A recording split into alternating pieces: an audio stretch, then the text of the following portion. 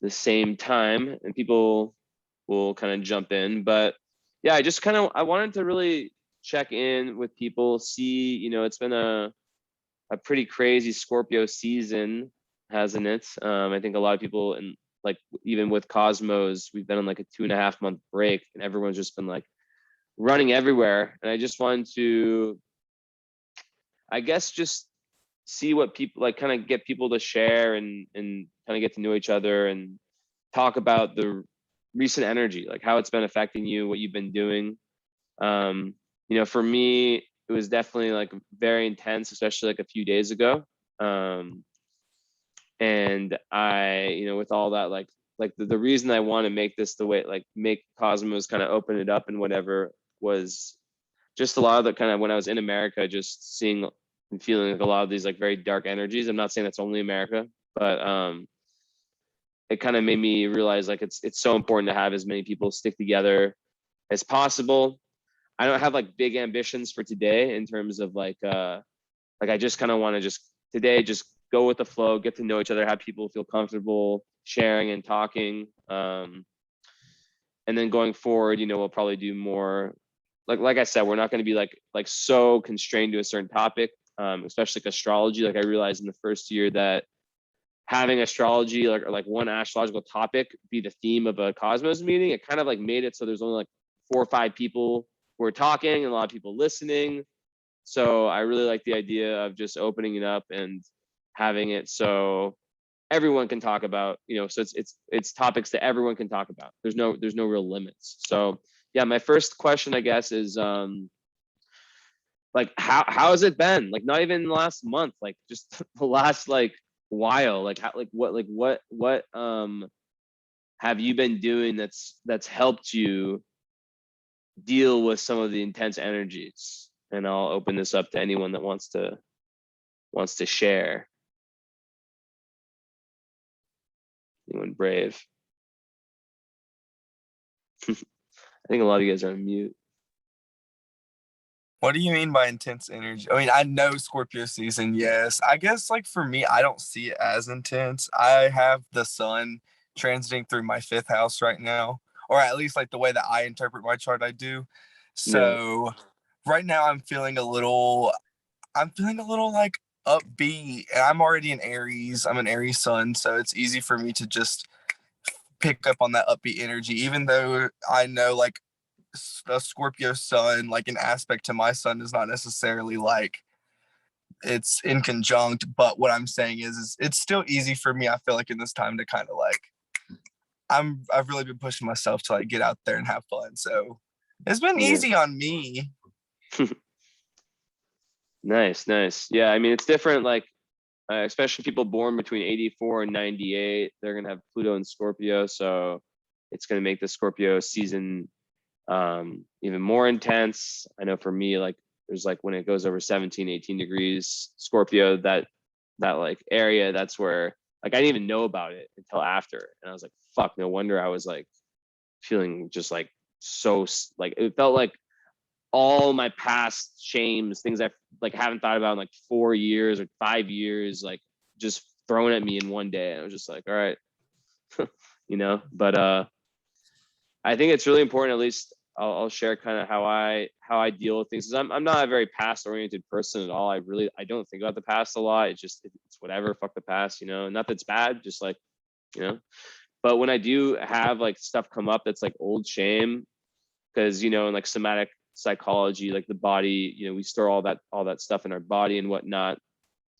I just sort of breathe and try to have self-compassion for myself. Like I learned this at my old school in Naropa, which was just the idea. It's like a Buddhist idea of trying to be for yourself, trying to be like your own best friend, like acting, because we're so harsh on ourselves, right? Like a lot of us are kind of indoctrinated with this perfectionism of you have to get to this level or you're shit, and we're so fucking hard on ourselves. And I think that's one thing that meditation also has helped me and a lot of people with is you get to kind of slow down and see that inner self critic and see how hard, or kind of the inner dialogue. So yeah, that's kind of how it is for me when there's rough energies. I try to just like take some time out, go on a nice walk, just not be hard on myself, because everyone has fucking shit from their past that's not good. It's no one that doesn't, right? So yeah.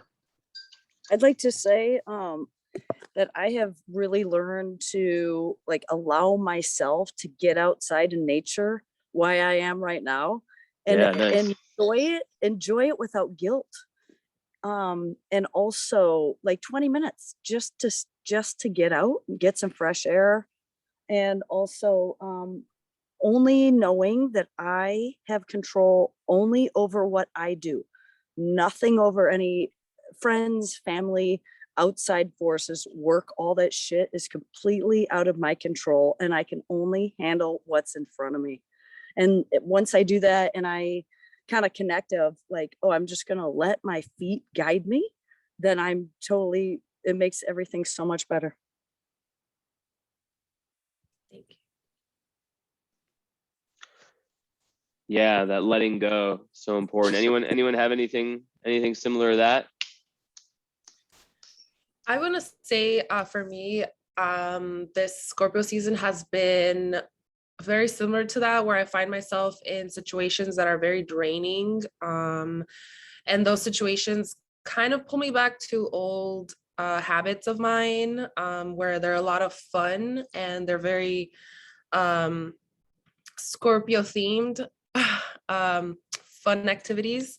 So I want to say for me, I've just been kind of like finding balance between having fun and also not feeling like you said, guilty about the things that are fun, but also balancing that with like grounding. And for me, I ground myself with family. So I like to spend time with my nieces and nephew, and taking them out and just kind of enjoying their innocence and their vibrance. And yeah, that's how it's been for me. It's been kind of it's been a little chaotic, but I'm trying to keep it balanced also.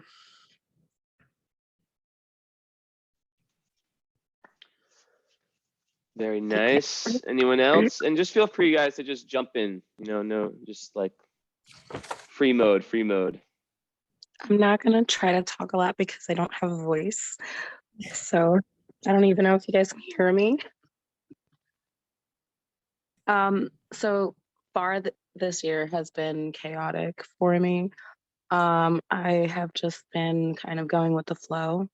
I call it like the breakthrough and the breakdown. I find myself more, I'm bringing myself back down to like my base. So I've been using a lot of my primal urges as soon as like I feel something. So if I'm like angry, I lock myself up in my room and I'm just like, I try to let it out, because I'm definitely a person who is a perfectionist. I try to have this like visage of just like a quiet, demure person. I'm a Virgo rising. I try to look a certain way and act a certain way. And this year, it's been my Mars perfection year too. So it's just face on with everything that I've been hiding within myself, and just like having to go through it.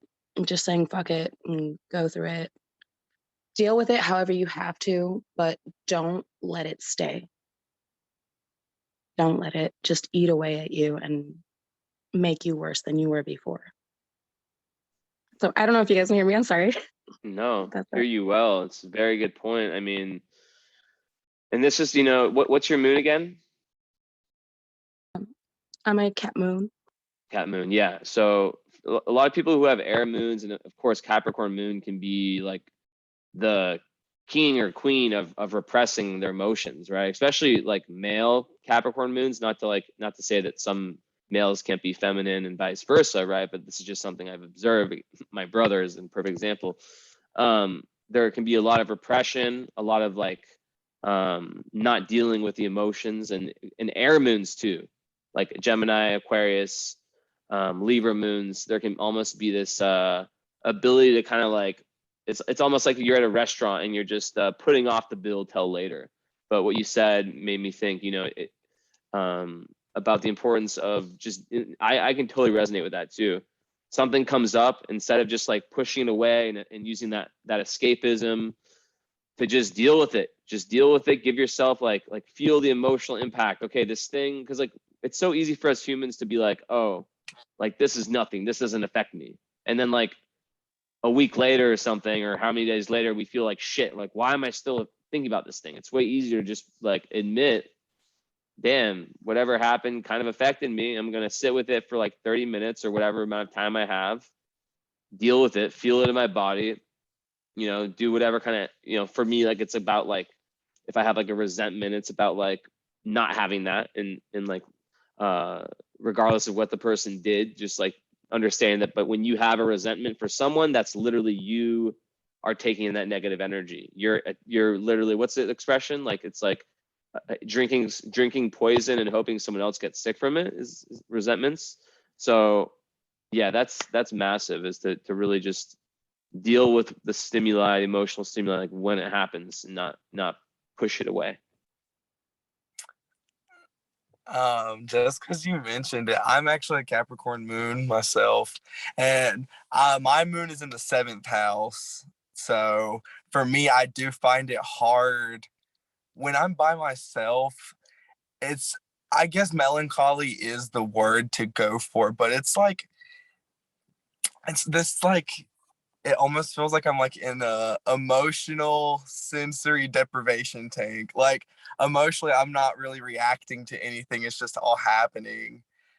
Some things kind of excite me because I'm like, I am an Aries and I can get up and go and get excited. But like, I don't know. I do find it hard for me to get into like I don't even, I guess all the variety that the moon has to offer in Capricorn. Like, I feel like a lot of it is hard for me to get to without interacting with someone else.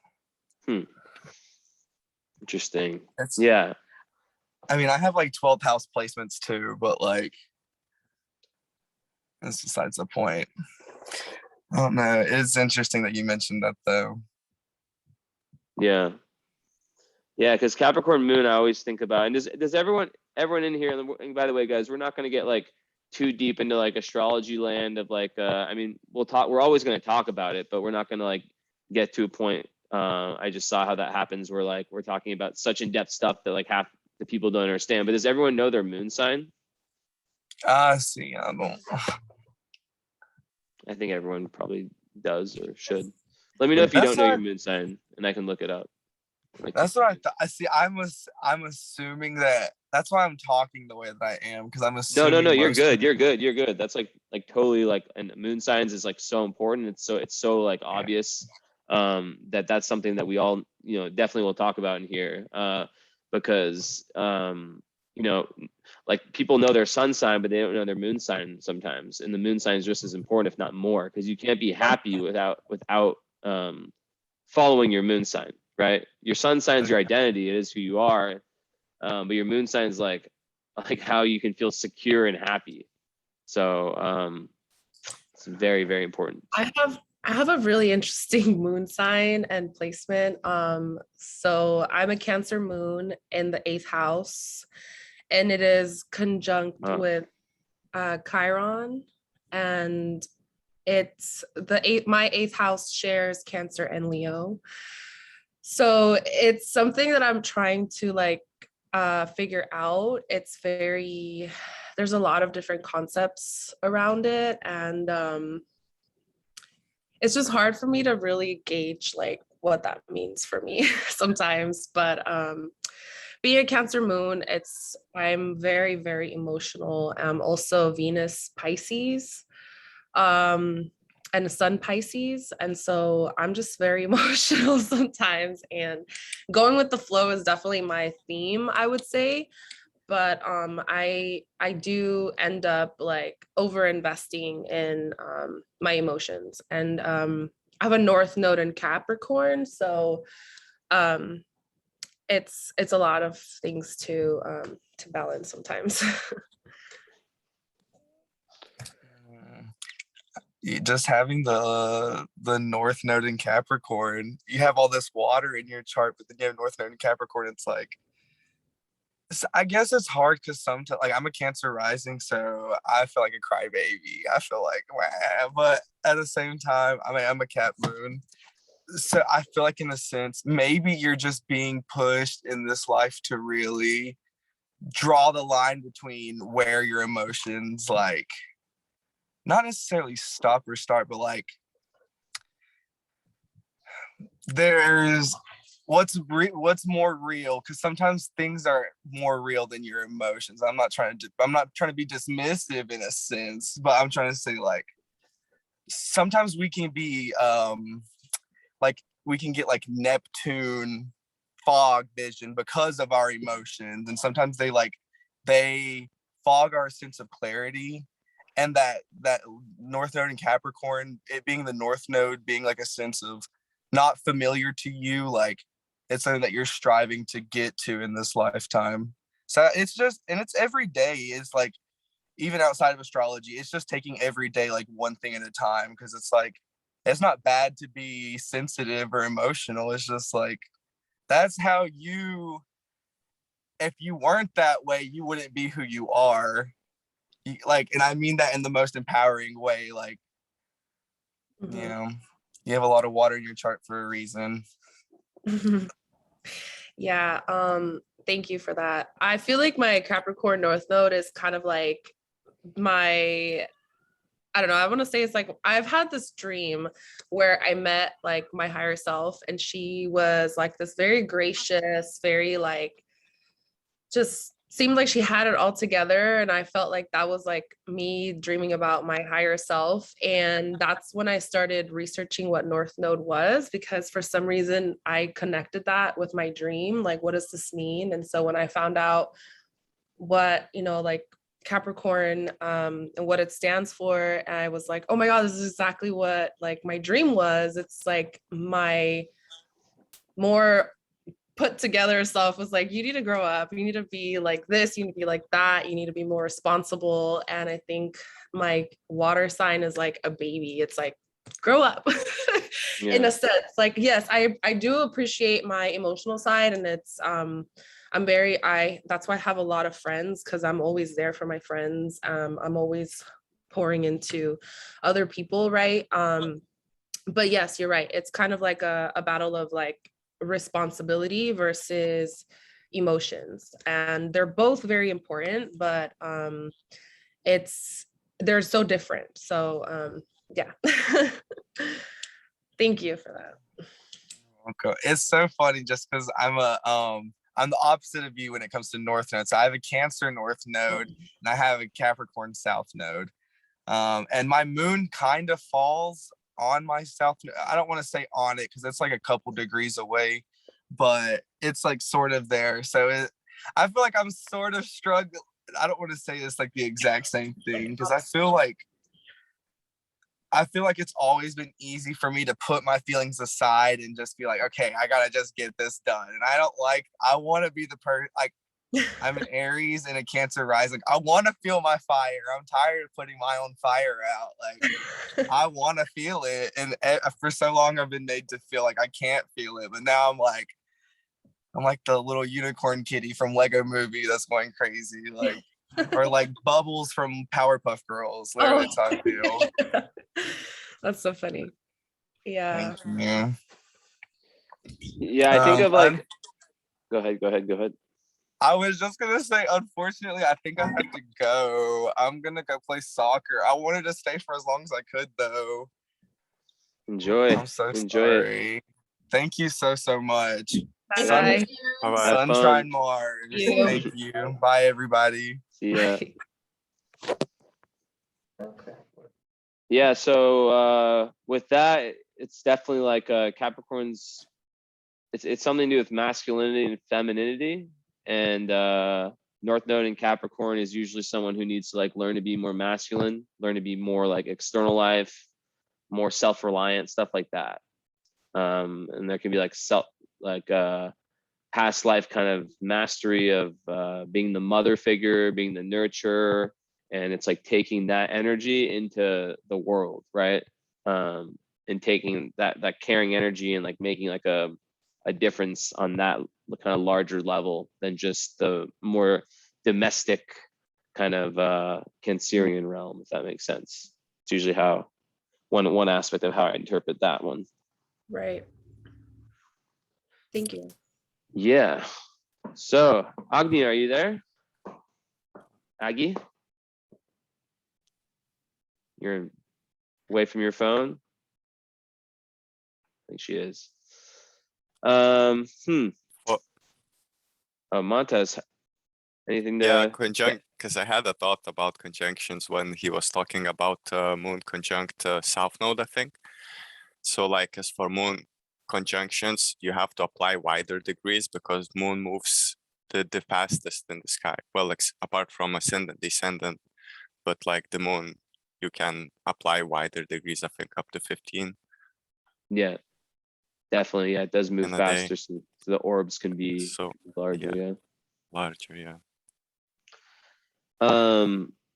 Has anyone like in the last, I don't know, like this current time, I guess, has there been in any way like how like has astrology like helped you in any way? Like I'll give you an example for me, like just knowing about the full moons, for example, or knowing, you know, the trigger zone of in my own personal chart, which is like when the moon's in Scorpio. Like just kind of understanding that and timing when that comes has like helped me so much, like especially during like, I mean, it's still COVID where I live, but yeah, like wondering if anyone has been aided by that Yeah, understanding of Jesse, that. I'm new here, so hi everyone. But I know Yeah. Jesse, we know each other for a long time now, feels like. Yeah. But I will tell you, so I right now have Saturn and Jupiter going through my 12th house. So I know somebody like brought that up, and I'm a Pisces rising, so Jupiter has such a big influence in my life that last year, because of like the confinement, I think Aquarius like rules confinement and like things like that. So just knowing that Jupiter and Saturn going through there, especially Saturn having to learn. So I started going to therapy again, started talking to people just about the subconscious, just because I was like greatly affected by COVID. So I just like, not just so much like folks dying, but just like being confined. But what you said before about the moon placement, like I'm such a Libra moon, like I do not like to pick fights with people. Like I show no emotion. It's but if I'll be interested to see with the upcoming Taurus Scorpio eclipses that are coming, because I have my sun, Mercury, and Pluto all in Scorpio. So I love Scorpio season. It's my birthday. I have a great time in the fall and in December. I hate Aquarius season. So no offense to any of the Aquariuses out there. It's just my 12th house. It's like that time of like me like confining. But yeah, no, I definitely have used astrology to time things, especially around the eclipses, because I had the eclipses in Gemini and Sagittarius in my 4th and 10th houses. So this year, so the 3rd and 9th are coming up for me. So, but I can't wait for Jupiter and Pisces because I'm already feeling it. So I hope everyone's the same.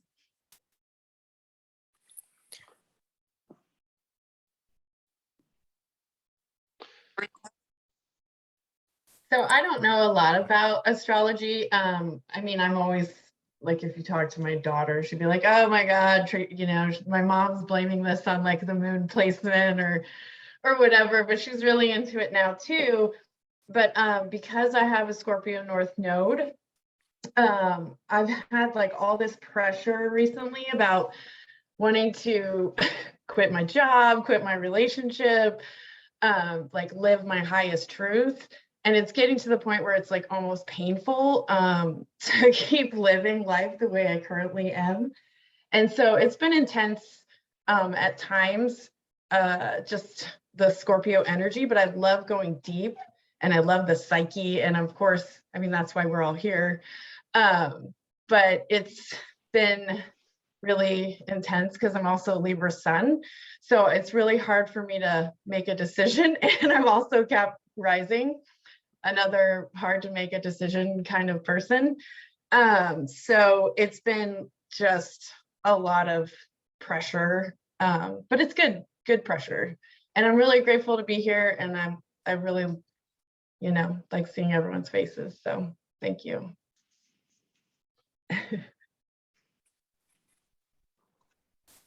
I've been using astrology to support myself as like mapping what's going on in my life with what's going on in the sky.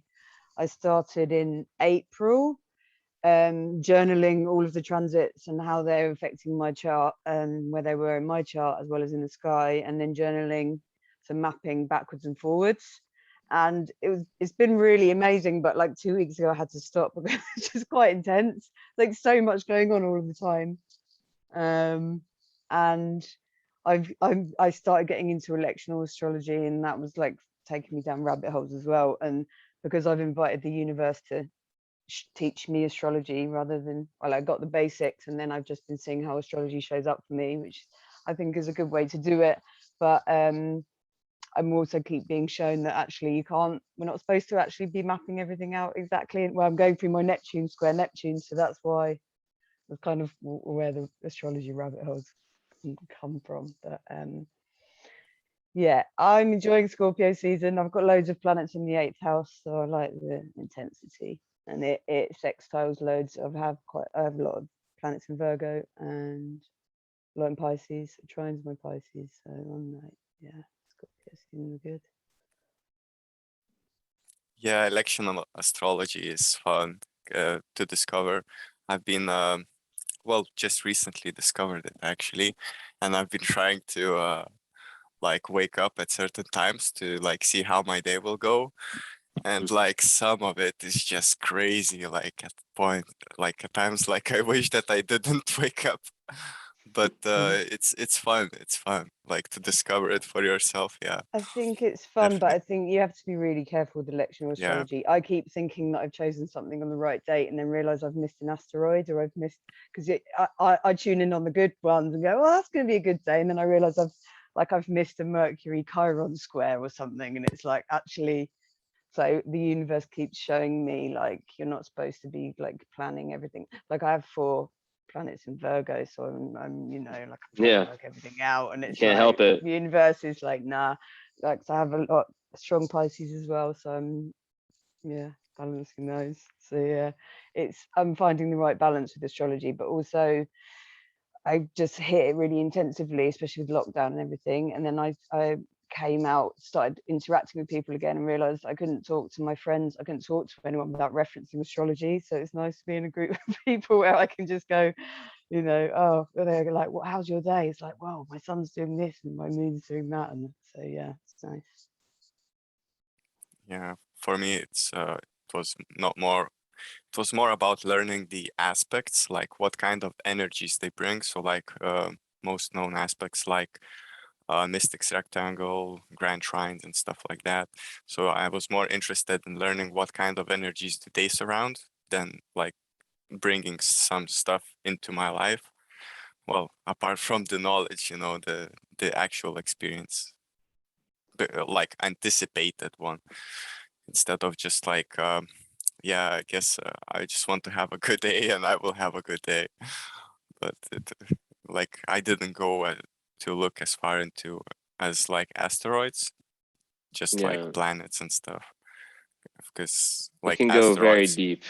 You can go forever, like with Yeah. with astrology, that like for me, I try to like just keep it very broad. I don't look at my shit, my transits that often. I mean, like I'll look at like the big picture one. Obviously I have Neptune squaring my moon. That's like one of the biggest transits you can have.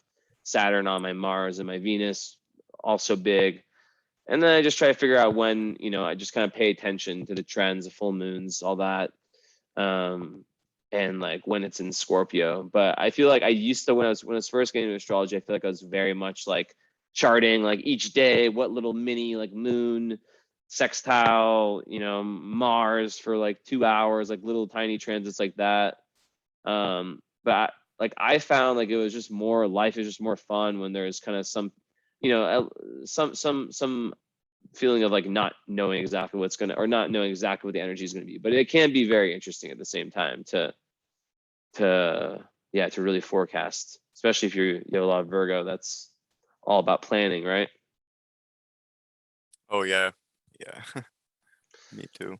Virgo North. Yeah. But Go ahead. yeah, but I think as far as asteroids go, I think they carry very specific energies with them, because like when you compare them to the planets, like they are huge blobs of like mixed material, and asteroids, they like a single mold of something.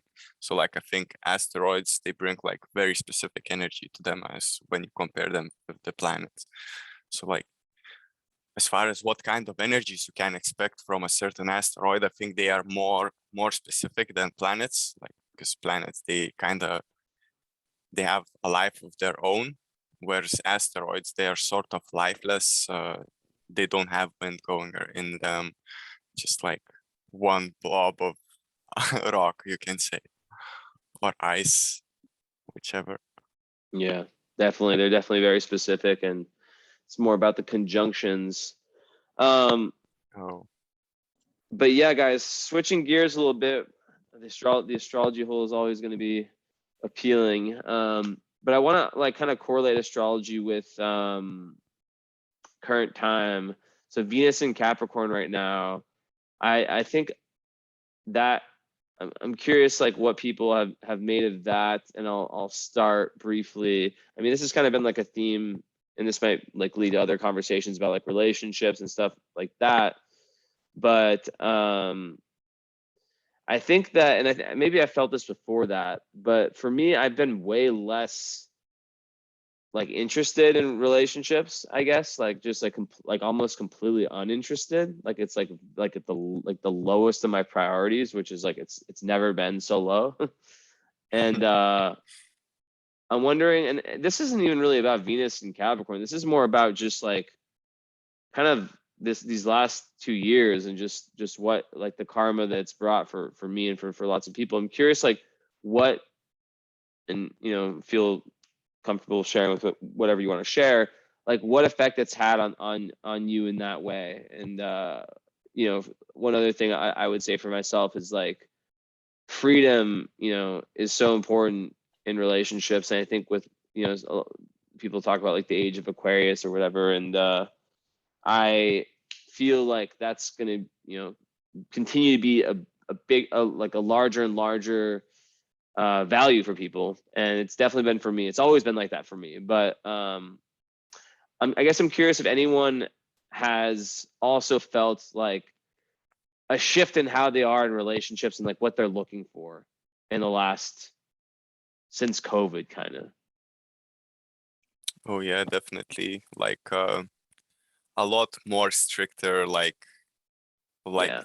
I wouldn't say requirements, but like you see something in another person, like something they expressed an opinion, or like the way they just act with others, it's just like you straight up, you already know that no, this is not what I'm looking for, and you just kind of move on. As for like the people that do get to to the point, it's like I don't know, it's like it's hard to stop it once you like start to get some attachment to that person. It's like hard to stop, but like really if some things aren't working out, you just kind of stop it, and I guess. Totally. I mean, I would say that I actually feel a shift in, because I'm married, so I have a great relationship. I can't complain, but I see more of a shift because since we've been like inside, I'm definitely more socially awkward. I feel like when I meet people face to face now, and I feel like I now have I always thought I had a good judge of character, but like to Mantis's point, like when somebody says something and I don't agree with it, I actually am honing into that, and now I'm being like very restrictive on who I let in like my inner circle. And I don't know if that's, I think I have, because I have a ton of fixed placements as well. So like the Sun square Uranus and the Saturn square Uranus is like a big effect on me as well. Not so much like Venus in Capricorn, but yeah, no, I feel like I'm being like more restrictive on who I'm letting in my inner circle, who I talk to about things, because I see it like with my coworkers as well at work. It's a little different. So like my inner circle's tight. Now all of you I consider part of my inner circle now, because not a lot of people know that I do like astrology as well. So I think maybe I'm branching out to more spiritual folks than superficial friendships, just because. So Yeah. Really quickly, I just want to say like to add to that, like that's, and this is like one of the reasons why I love this group, is because like you can say something like that and I can be like, wow, like that resonates with something so deeply. And maybe like, you know, everyone else, like other people are feeling that as well. But I've also become very, okay, how do I say this without sounding cynical? I'm like a Scorpio moon in Vedic astrology, and it's like very much me. But like I kind of like, I'm very like God, it's so hard to say without sounding like I don't trust people, but I don't trust people. And like basically like the last year or two has kind of showed me that like, and it's not that I can't trust anyone, but like to really, really value like the few people in the world that I can actually truly trust. Like I have these like circles, it's gonna sound crazy. And like you guys are gonna think I'm like a major Scorpio when I have no Scorpio in my Western, but like besides the 8th house sun and Mercury. But like I have these like circles of trust where there's like a scale, like you can just imagine like a scale of 1 to 10. Like, and it's like the middle circle is like the core, that's like the 10 people I trust the most with anything. And I've been very disappointed by certain people in the last like year, 2 years, who have kind of like been at that kind of 10 level and kind of like been pushed away to like 6. And so I would say that this time has made me like, on one hand, like super grateful for those people who I like, even if they're not perfect people, I can always count on, you know, no matter what. Like my brother, for example, he's not a perfect dude. Well, he's a really good guy. He's not like someone that I have like that many similar interests, but like I know I can always like always count on him, you know? So I think that's kind of, yeah, I think a lot of people have really changed, in some good, some bad, right? And sometimes it's not even good or bad. It's just like some people have just like changed away from you, you know, have become different people. You guys have gone different directions. But I don't know if anyone else like also has kind of felt that energy of like it's not like I'm putting a wall up. It's just like you really have, like before, maybe I was more trusting to kind of let people in so fast, but now it's, yeah, there definitely is sort of like, it's not going to be easy. Like I'd rather be like single when we talk about relationships than have someone that is not, where it's not going to work. So I feel like I've become like way more Capricornian in that regard of like friendships and romantic relationships, like way more pragmatic, which I used to be the opposite as a Pisces. I feel like Yeah. people just don't want to waste time anymore. It's like time is precious. We all saw like a lot of things change, and we're all feeling different pressure cosmically. And it's, you know, you don't want to waste time with things that don't serve your highest and best self. And so that's how I feel. And I have sort of gone away from some of those people, and my circle has gotten smaller.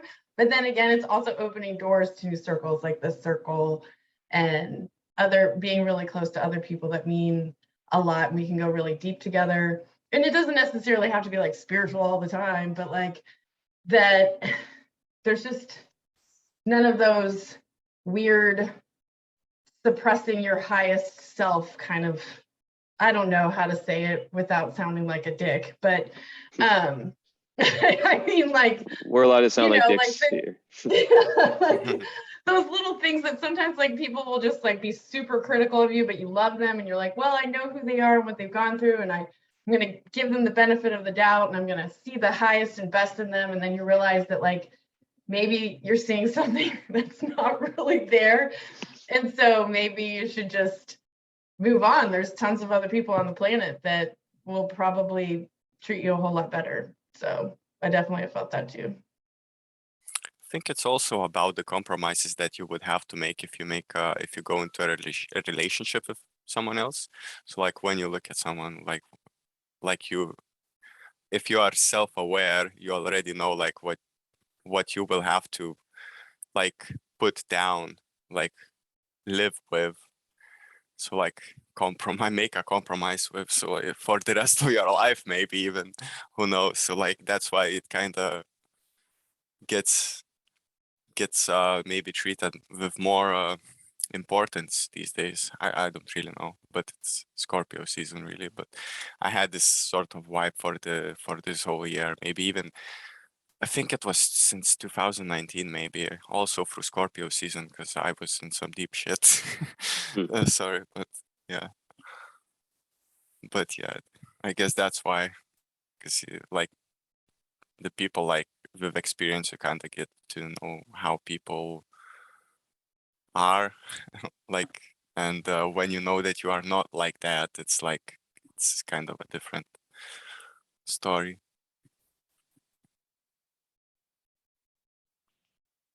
Definitely. Yeah, that what you guys both said really struck, especially like Tracy, you know, when you said like people are not willing to waste time, I was like, yes, that's it, you know? And yeah, everything with compromising also, you know, it's like we've like, yeah, I feel like that's totally like the current energy is like people have been through so much, and I think COVID kind of showed us like how, you know, a year, 2 years can just be taken. Not that like nothing happened during COVID, but yeah, I think a lot of people are more serious and more like less willing to put up with bullshit, because there's so much bullshit. It's like, you know, you make a dumb decision and then it leads to something worse, you know, to an entanglement where you're stuck in a situation, and then you like, so it all comes back to freedom, right? At least for me, everything is like, I look at everything through the lens of freedom. Yeah, definitely, because you would have to put some freedoms away, and like Yeah, it's like in economics, like opportunity cost. Like, you know, if I'm doing this, if I'm in this relationship, like what am I potentially missing out on, right? Like what of like, because there's so much magic in the world. There's so many like little coincidences or synchronicities and potential things that can happen. I always think about that as like, if I'm in this situation, like what could I possibly missing out on? And just, yeah, I sound like such a Capricorn Virgo, but like that's just what Have that what's that? I always have that problem. Always Yeah. like, what am I missing out on? When I'm like not happy with the situation, it makes me think like right away, like what I'm missing out on, like you just said. I don't know Yeah. how else. Yeah. I just got out of a relationship I was in for about 5 years, and it's really interesting kind of how full circle this all came.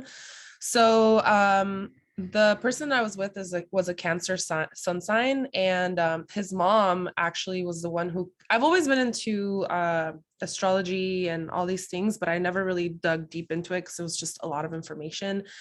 But she was also a Pisces and Sag rising like myself. And when I started dating her son, she actually sent him a text message when we were together and said, well, do you know what time Brenda was born? Because I want to see if you guys are compatible. And I was like, what is she talking about? What?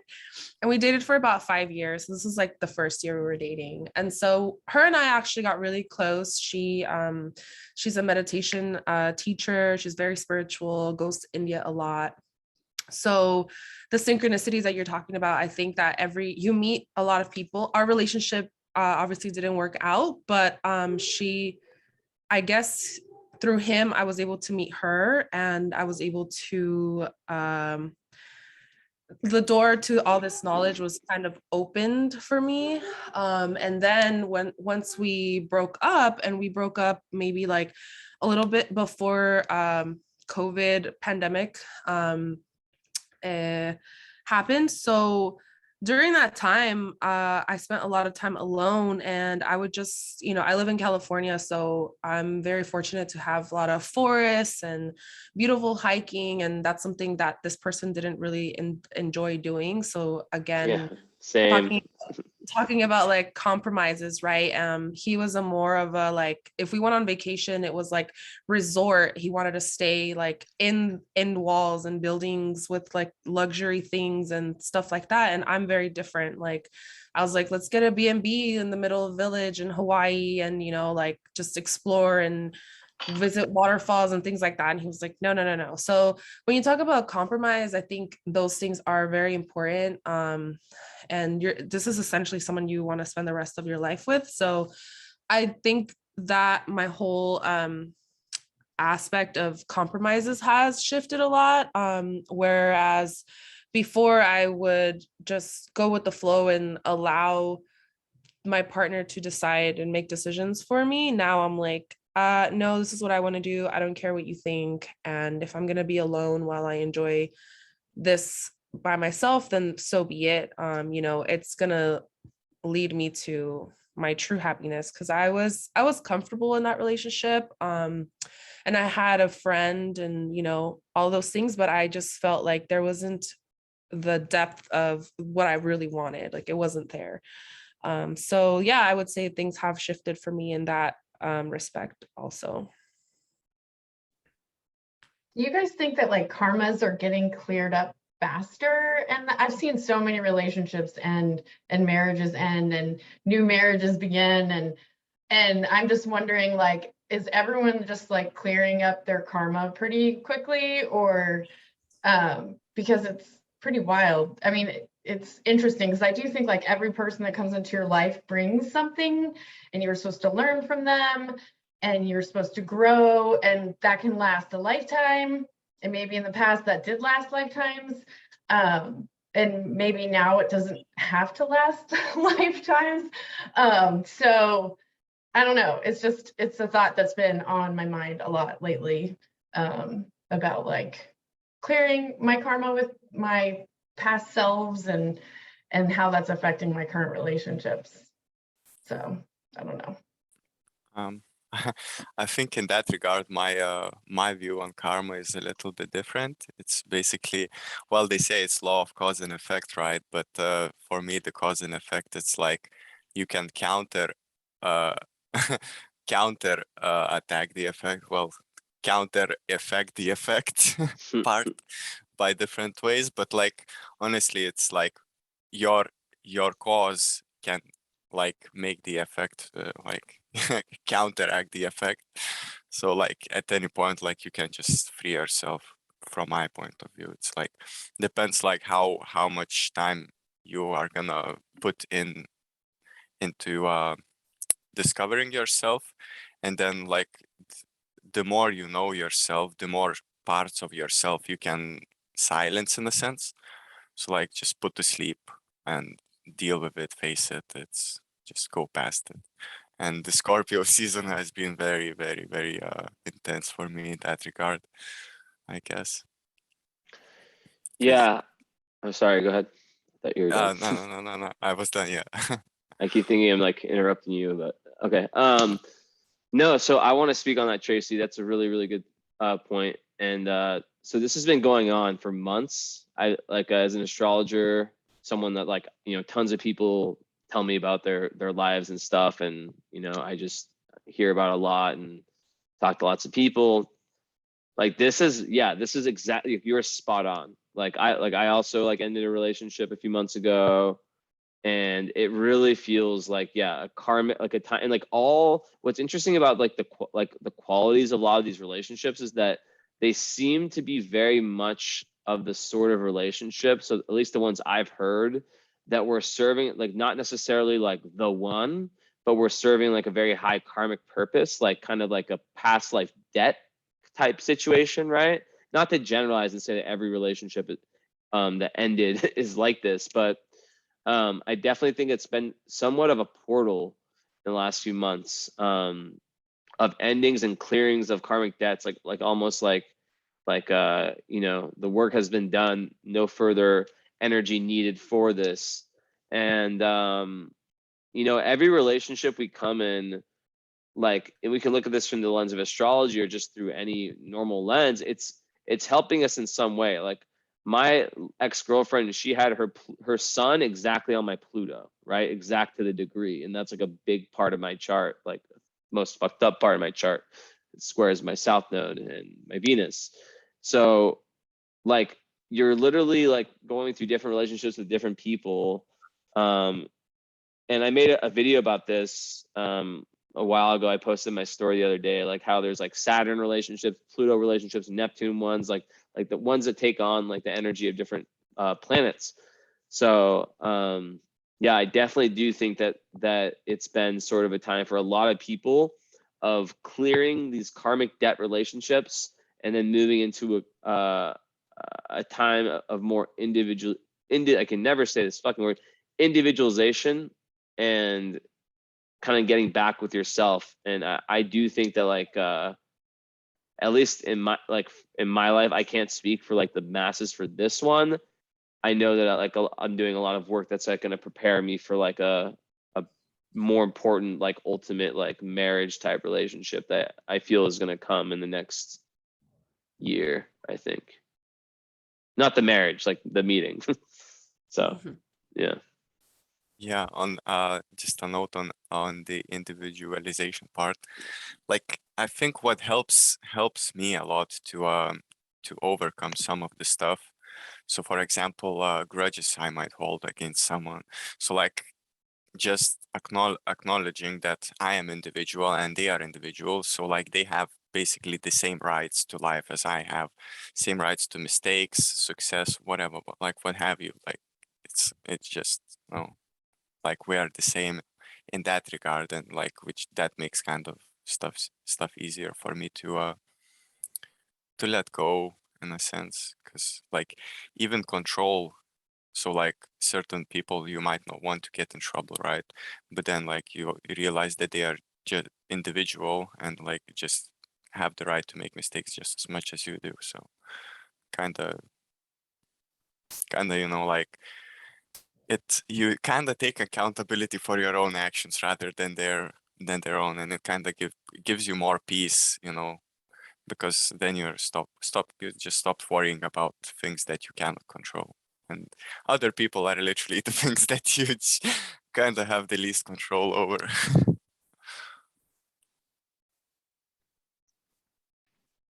So I actually entered a relationship as Capricorn Venus moved into Capricorn.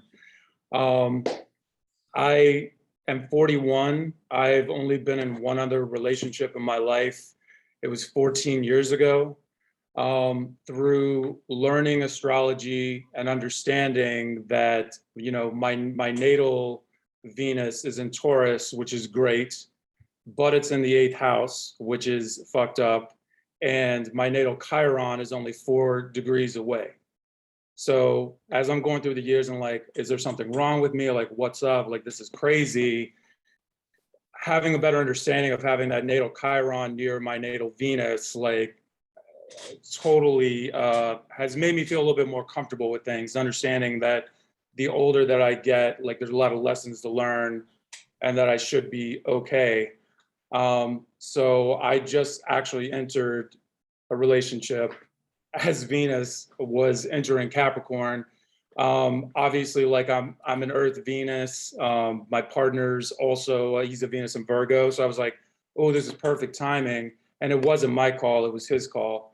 So I'm hoping that I'm hopeful that we can make it through the eclipses, especially with the axis that is on, and also the Venus retrograde coming up. It'd be interesting to see how that works out, but the feelings are there both ways. So we'll see what happens there. I'm a Pisces sun, moon is 0 degrees Aquarius and Libra rising. Nice. Yeah. So I've really enjoyed listening to all of you all. I'm also like a Pisces Mercury retrograde in my natal chart. So I kind of like to just observe a little bit more than talk, but I just wanted to add that as we're talking about relationships and then Venus moving into Capricorn, that, I'll let y'all know how this plays out.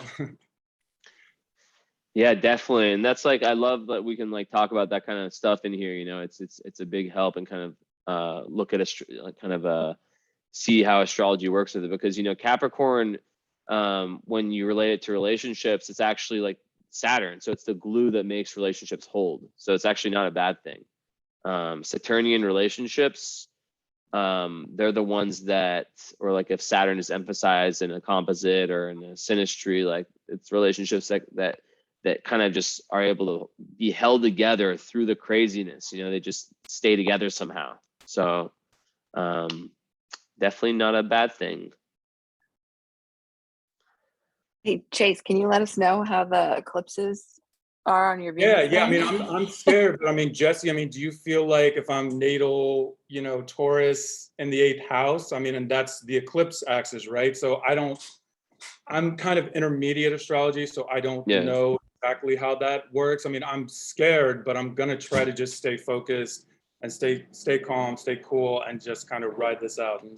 Yeah, well, don't be scared, because free will astrology is only like, it's like weather. It's like understanding weather. So it's like, if you had no idea what the weather was and you wore a t-shirt outside and it fucking snowed, it would suck, right?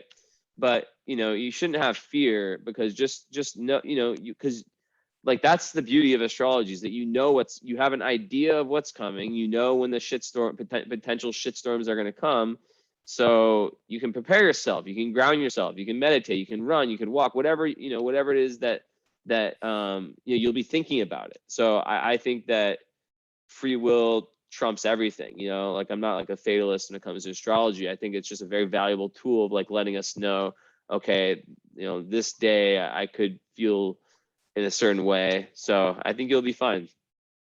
And 8th house Venus is not a bad thing at all. That's like a very if anything, it illuminates kind of the, like, it makes you very, very psychologically minded, and it illuminates this energy of kind of like the real deep scorpionic romantic energy. And Taurus, the opposite sign, so it's like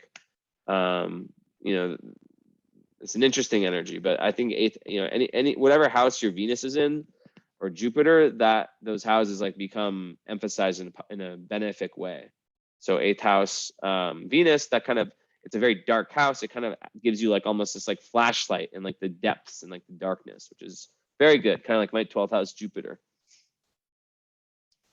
It's Jesse. That's when you say that, I've been learning a lot about the 12th house, just because like it's kind of the same thing. Like the 8th house is like rejuvenation and transformation. But a lot of people don't talk. Water houses. Yeah. And so that's where I've been learning a lot, is just through this 12th house Jupiter Saturn transit that I have, just going to therapy, talking about mental health, and we see that time and theme over years. So so just, and that's how I take it too. Like, I'm like, to your point, Jesse, I'm not scared of astrology. It's just that I take the tools that you have as your transit, see what happens, and then move on from there. So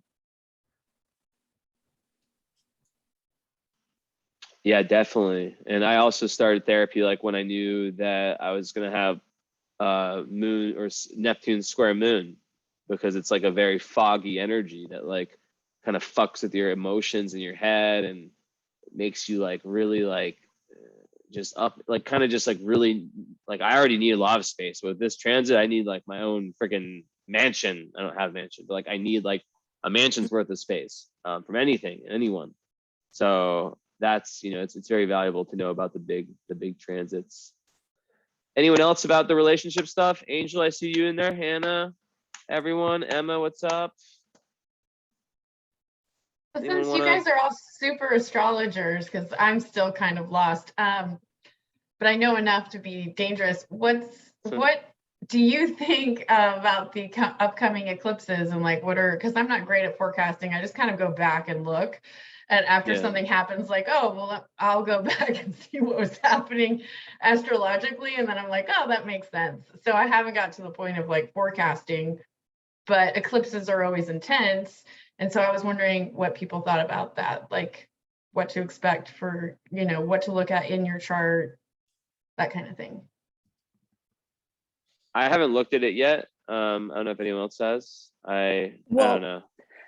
I know. So for the Sagittarius and Gemini eclipses, I didn't look into it as much until like right after. So what was weird to me, and this is how like I know like astrology is awesome, because my grandfather, who was a Sagittarius, actually died, and that was on the solar eclipse in Gemini, which highlighted my fourth house of home and family. So I think it just really, for like a personal, you should just look at some of the charts. So I just know that it's in my third and ninth, and it actually goes, it's going to be like coming up against Uranus. So there might be like a lot of changes going on.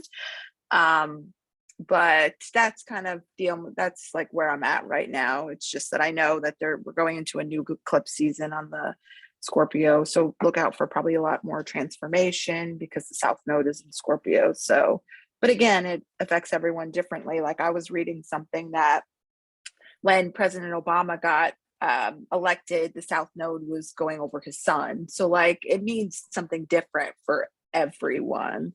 But just expect like bigger shakeups. Things might happen, things might get escalated. So that's kind of like how I go into these lunations.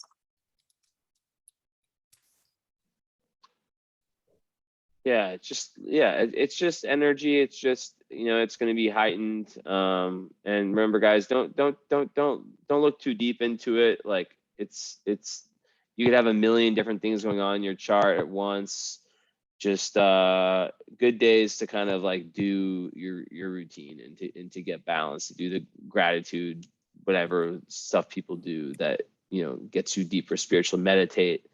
If you could like literally, there's a line from autobiography of a yogi, and he says that each year he asks an astrologer like what the most difficult period of the year is for him, and then on that day or week he goes for his like most like difficult feat, and that just speaks to how free will determination can be anything, can be any energies. Kind of back to the whole like weather thing, right?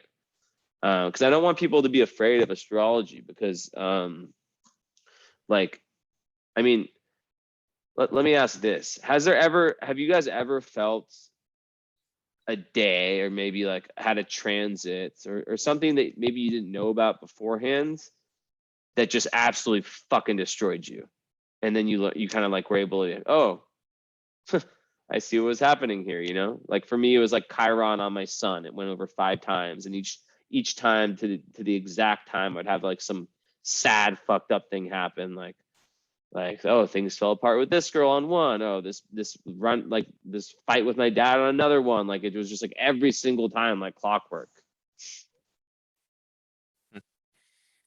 I've found like the difficult transits, like Chiron ones, are the most transformative. So you kind of get used to going with the flow with those kind of things, I think.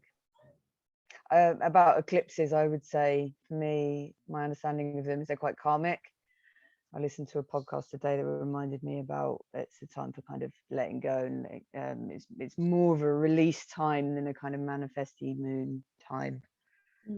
But as I understand it, they're at 27 degrees. So they're going to be squaring, sun and moon's going to be squaring my nodes. So I'm going to see how that shows up.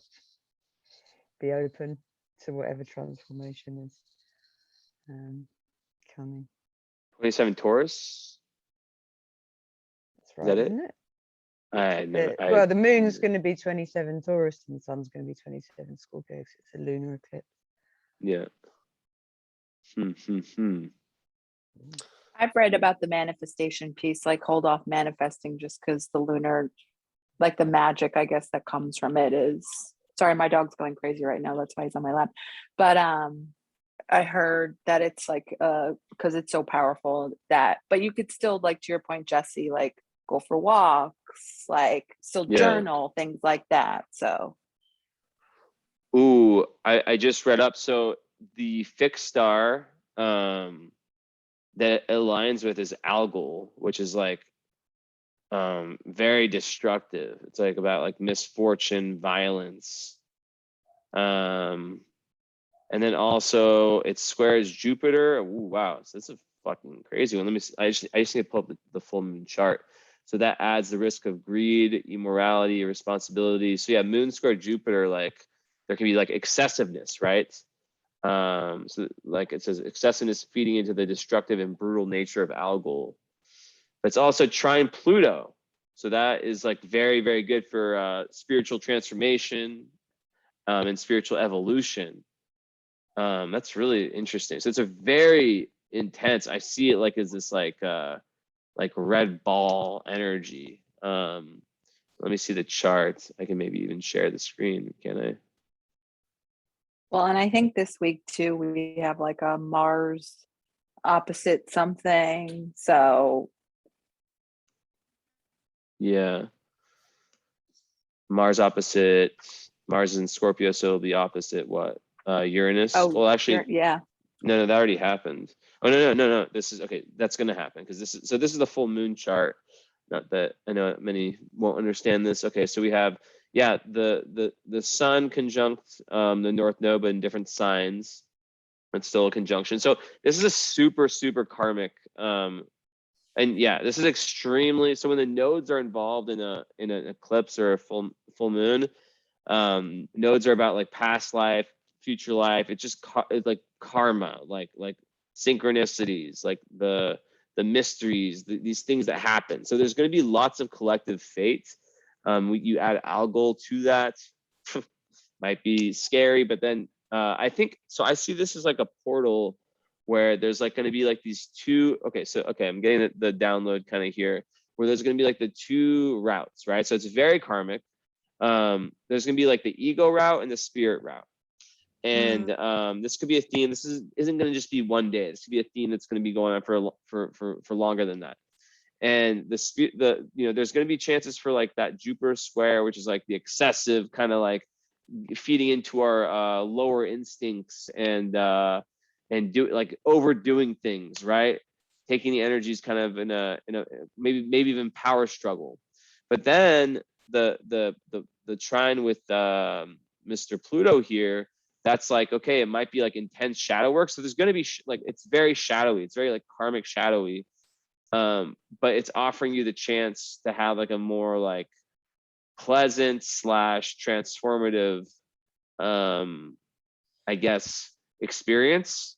So it's going to be hard. It's just based on like what you do with it. That's kind of my interpretation of it. And it's 27 degrees Scorpio sun. So it's like, that's just a high, high degree water signs are always intense because it's like, approaching the water and stuff, or the fire, excuse me. It's conjuncting my sun, so good luck to me. Ooh. Wow. North Node on my sun. Yeah, it's gonna be a pretty crazy one actually, now that I looked at it. So my whole speech about astrology doesn't affect you as much. Throw that one out because this one is pretty fucked. I think it's going to be an insight as well into, we're about to have the nodes change into those signs, onto the Scorpio Taurus axis. So it's going to be like a precursor to next wave of nodes that we're moving into. Yeah, because they're gonna be Taurus. Oh, that's right. Yeah, so this will be a complete precursor to that. Maybe like there'll be like part, like there's I feel like the word pull. There's gonna be like a kind of energetic pull that you'll feel, and you'll feel like being pulled different directions. And it's about kind of maybe journaling, whatever you do. I don't journal. I just like talk out loud. But kind of like getting it out, getting the energy out, and figuring out like, what's showing up for you and what you can do about it. What the best route is.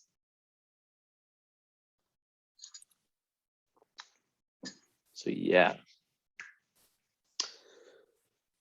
Well, anything else about relationships? That area of life, being like kind of how COVID's kind of switched things up in that way, or in that realm. I'm finding with Venus moving into Capricorn, I'm wanting to ground my relationship like more, but I have I'm in a long-term relationship which is particularly ungrounded anyway. I have like, I'm in a telepathic relationship, but I think coming out of COVID and realizing what you want and what you need, and kind of as more with friend relationships, whatever, I found it difficult coming out into the world again. I kind of, as someone that's very empathic, getting used to putting the energetic boundaries up again, like we're having gone within and been like, it's nice here and it's safe here, like going out into the world again. But yeah, I'm hoping the Capricorn, the grounding relationship, the Venus retrograde's gonna do something in that area, but it's going to be squaring my Venus and the retrograde squaring my Venus and squaring my Pluto, so going to be in for some transformation. Yeah, definitely. Yeah. Definitely. Hi, everyone. So Yeah. Laura, what you just said about that telepathic communication, I'm just interested how you kind of manage that and like when you realize that was a thing, because I feel like I experienced that with someone I was with before and I didn't even know that that was what was going on, but I was like, I still feel him and it's been so long and he's still in my head. But yeah, how did you kind of manage that? It's been nearly 5 years. I've had telepathic things with other people, like on and off, in between, and like I've just played around with it because it was like once I realized that I could do it, it was quite fun. But I've been committed to this guy, it's a twin flame connection. How do I manage it? I mean, it's been hard and it's a learning process, but like mostly it's amazing. I don't know. Yeah, you just kind of know, and then like if you are feeling that, then it's up to you. You have to decide whether you want to explore it further, or I mean, it would depend on the person that you're connecting with. Yeah, I mean, and the circumstances around it, it's going to be different. In a way, it's like a safe space, you know, for exploring relationships. I think obviously the fact that I've been in telepathic relationships over the last few years and not had anything 3D probably suggests that I'm having some intimacy. I've got some intimacy things to work out, but you know, like healing and learning and growing, and yeah, I think it's good.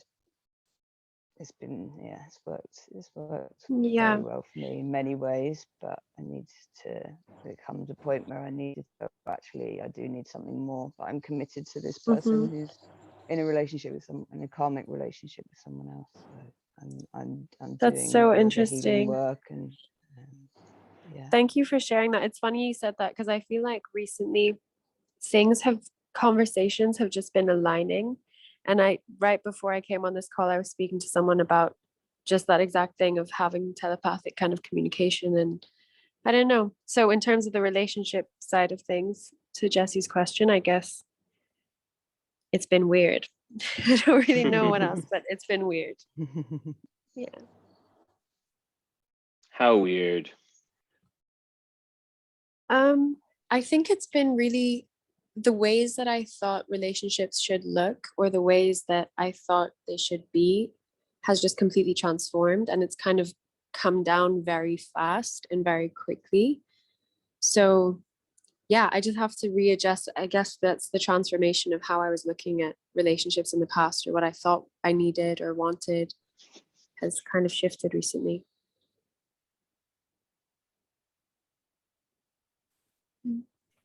Nice. Yeah, exact same with me. Anyone else resonate with that or something similar who hasn't spoken? Not that there's any like rule that you have to speak. I'm totally cool people just listening in.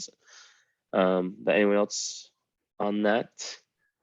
Now, on that note, though, I do have to go because my dog is being really crazy. So I got to go take him for a walk. It was great meeting everyone. And I can't wait for the next one, Jesse, and our group chat. Yeah, for sure. And by the way, we're going to have it a little bit earlier. I decided just because it's like so difficult for so many people like in Europe to make it. So it's going to be like 90 minutes earlier. I realized for the US, it doesn't really affect it. For Australia, I mean, it'll just be like early in the morning. I'm not really sure how it's gonna work. We only have a few people in Australia, like 2 or 3, so they'll figure it out. Cool. Well, Cool. thanks everyone. Yeah, Nice to awesome meet having you. you. Bye.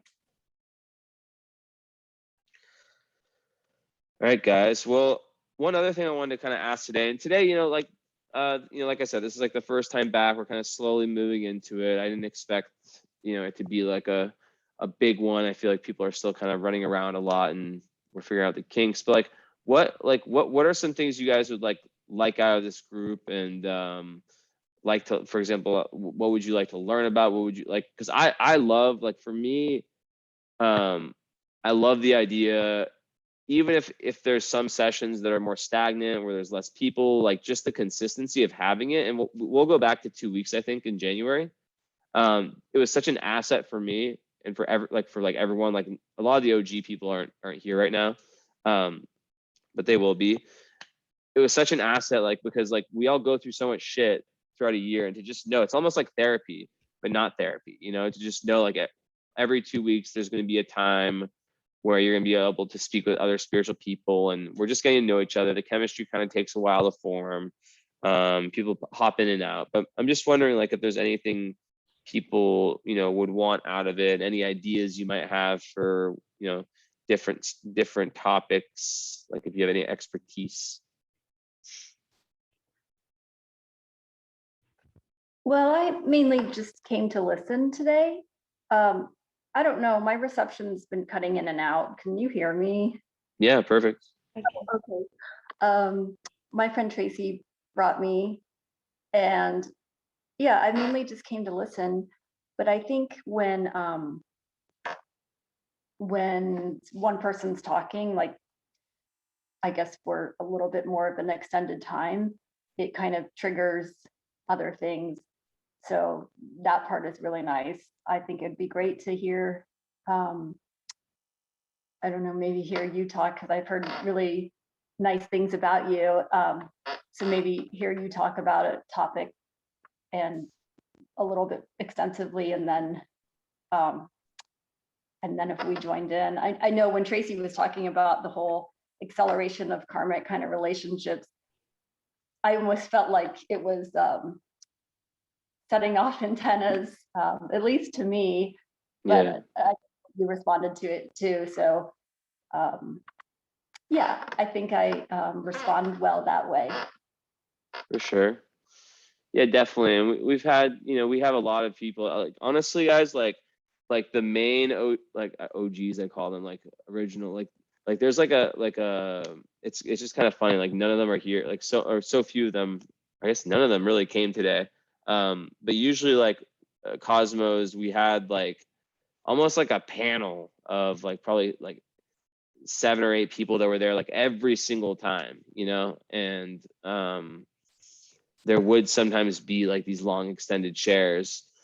But what happened throughout it is that, yeah, like I said before, like in the manifesto and stuff, like it became too focused. And then eventually we had and I don't like to badmouth individuals, but we did have one member who I won't name, who kind of I guess you could say kind of dominated the energy, and just it was like he was just talking like he was very intelligent, knew I think he just didn't really understand the social cues. So it was just it kind of completely switched the flow of the group to where it was very free and before, and it became very much like just going from chart to chart and just analyzing very hardcore kind of Capricorn Scorpio energy.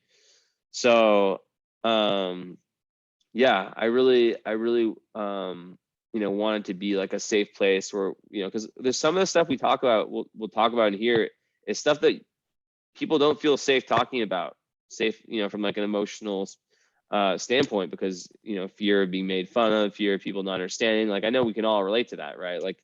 Oh, if I could say this thing, but it's gonna be so much effort fucking explaining it, and probably just get either made fun of, or maybe not made fun of, but just they're not going to get it. That's not even, there's no point in even bringing it up. So that's kind of what I see with this group going forward is that, plus just learning tons of different things. We have so many members, who knows what expertise one of our members has, right? Like, and that will be figured out in time as we get to know each other. So yeah.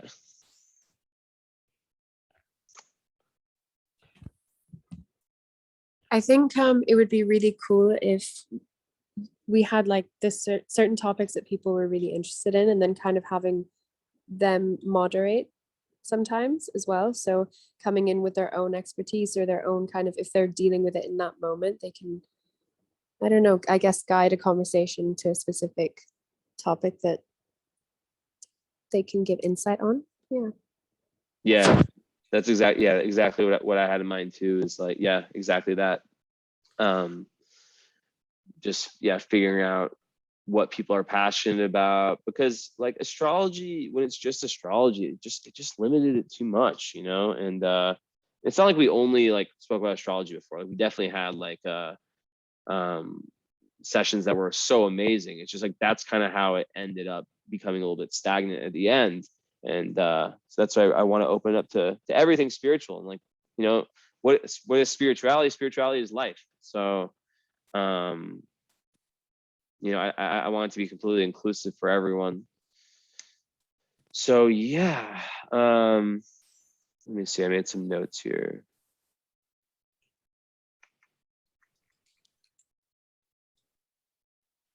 Yeah, so I guess that, does anyone else like have a question, kind of like how my question was about like, how are people experiencing like the Scorpio season and this current energy? Does anyone else have like anything that's just coming to your intuition now that you're just kind of curious about? That like, if other people are like experiencing it, anything, like anything, it can be anything. I was gonna say, when Venus and Capricorn was brought up, so I'm in school full time, but well, not anymore, not this semester, not full time. This semester I'm only taking like 2 classes. And I like, out of all my semesters of not working, this semester I have more recently, I have just been applying nonstop to jobs. And I didn't know that Venus was in Capricorn, but it makes sense because like I got two of the jobs I applied for, and I've just been working nonstop now. So That's awesome. Yeah. So the topic of, yeah, kind of work and dedication. Yeah. Anyone have anything like like life mission, like kind of like how we can relate this to North Node too. I mean, I have no problem doing that. Like how you've kind of been moving towards your North Node. Like I can say briefly, my North Node's in Aquarius, and it's all about, you know, like kind of being a leader, like using the South Node Leo to bring people together and to do things that are like humanitarian. And it doesn't always have to be like working for a charity or something. It's just my own version of it. Like even this, right? This is like part of that. So that's kind of an example for me of just trying to kind of get out of the Leo energy, of the me, and really think about other people and selflessness and stuff like that. I was just about to say, going back a few questions about what we thought we might do with the group, and this speaks to your Aquarian North Node, although I'm Leo North Node. Yeah, opposites. About that, maybe we could do a bit of a world service sometimes. World service, is that what you're saying? Yeah, like channeling our energies towards areas of conflict and stuff like that, not as necessarily as a sort of main theme of the group, but maybe a little bit each time, or maybe one session where we're I've done group world service before, so I'm moving into my Leo North Node by kind of setting up my healing practice and getting trying to do me stuff. So yeah, interesting. But doing me stuff, I need to do that collective stuff as well. I need to, you know, really important. So yeah, I definitely want us to like do like, not like rituals, but like do that kind of like different energetic. I want to learn like practical energetic stuff. Like for example, like how to clear energy, how to deal with, you know, negative energy, how to I could lead some stuff on that. I would love that. That sort of stuff. Anyone else involved with that kind of stuff? Because we can also do like teams. You know, we've done that before in the past when Cosmos was smaller. It's like we had like teams, I guess, that would kind of teach different Cosmos and different topics. So it's just fun to have like a ton of variety, right? And that's why, once again, I want to move away from just astrology to basically like limitless. So yeah, I would love that. That could be great. Definitely maybe like remind me about that. I don't know when. We have like obviously like a lot of time off in December. And the next one I think will be probably just like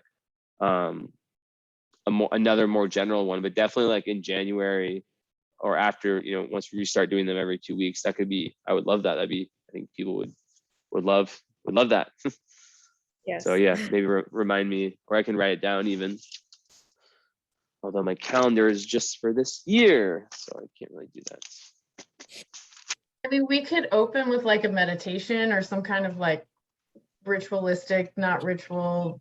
I don't know how to frame it, work it, but I know that there's a lot of powerful healers here too. And so like open the group with like a short meditation or just like something to like, doesn't have to happen every time, but I don't know, or like a shamanic journeying, or I don't know, something.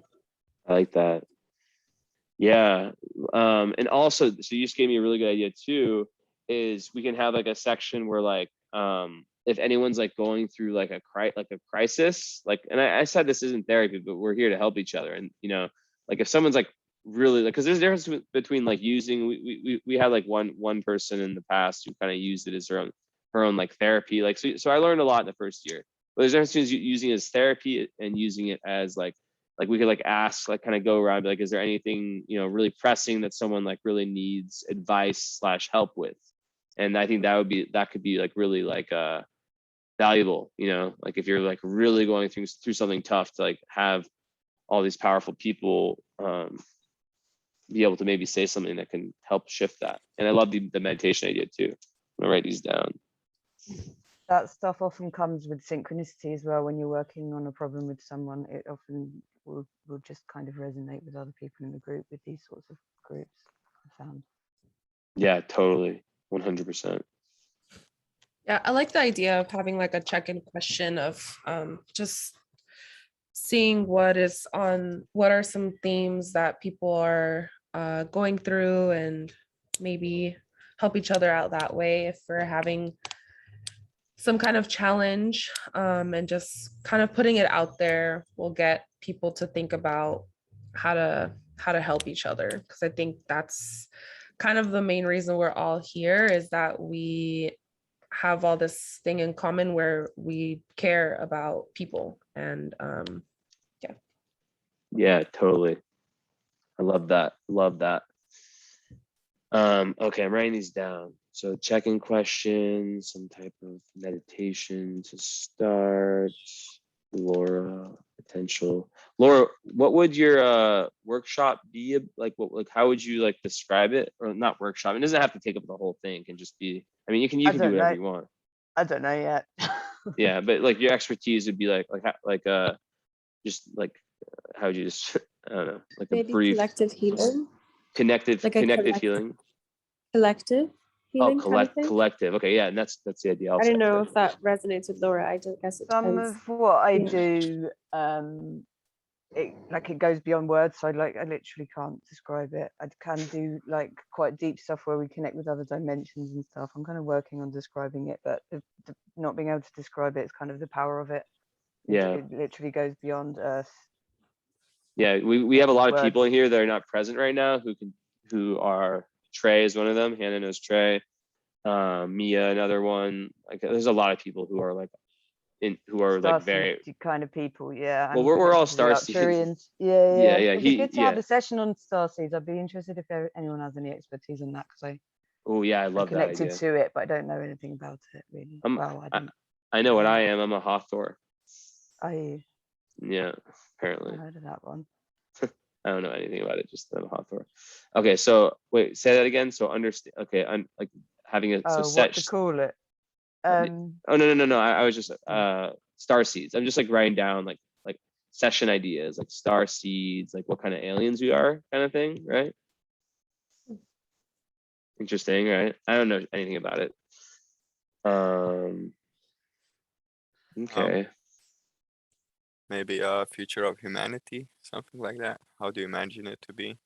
Definitely. Yeah, we've talked about that a lot in year Or- one, and I would love to, yeah, definitely revisit it again, future of humanity. That's huge. And me and Trey are gonna talk about that. Maybe on our maybe ahead. not like how do you imagine it to be, but like what would you like it to be? Because like imagining it and what would you like personally is kind of the different sort of like dimensions, I guess, that information is coming from.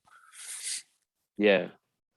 Yeah, exactly. Like, because I mean, we can't run away from like, you know, what changes the world is going towards, but we can definitely change our approach to how we view it and how we plan on working with it, right? Mhm. Is there anyone who's like really knowledgeable about physics because I would love to learn more about that, just time and all that kind of stuff. So if there was anyone, I guess. Trey's pretty good at that kind of stuff. Yeah, that's a cool thing that I don't know, I'd be interested in learning more about. So Like astrophysics.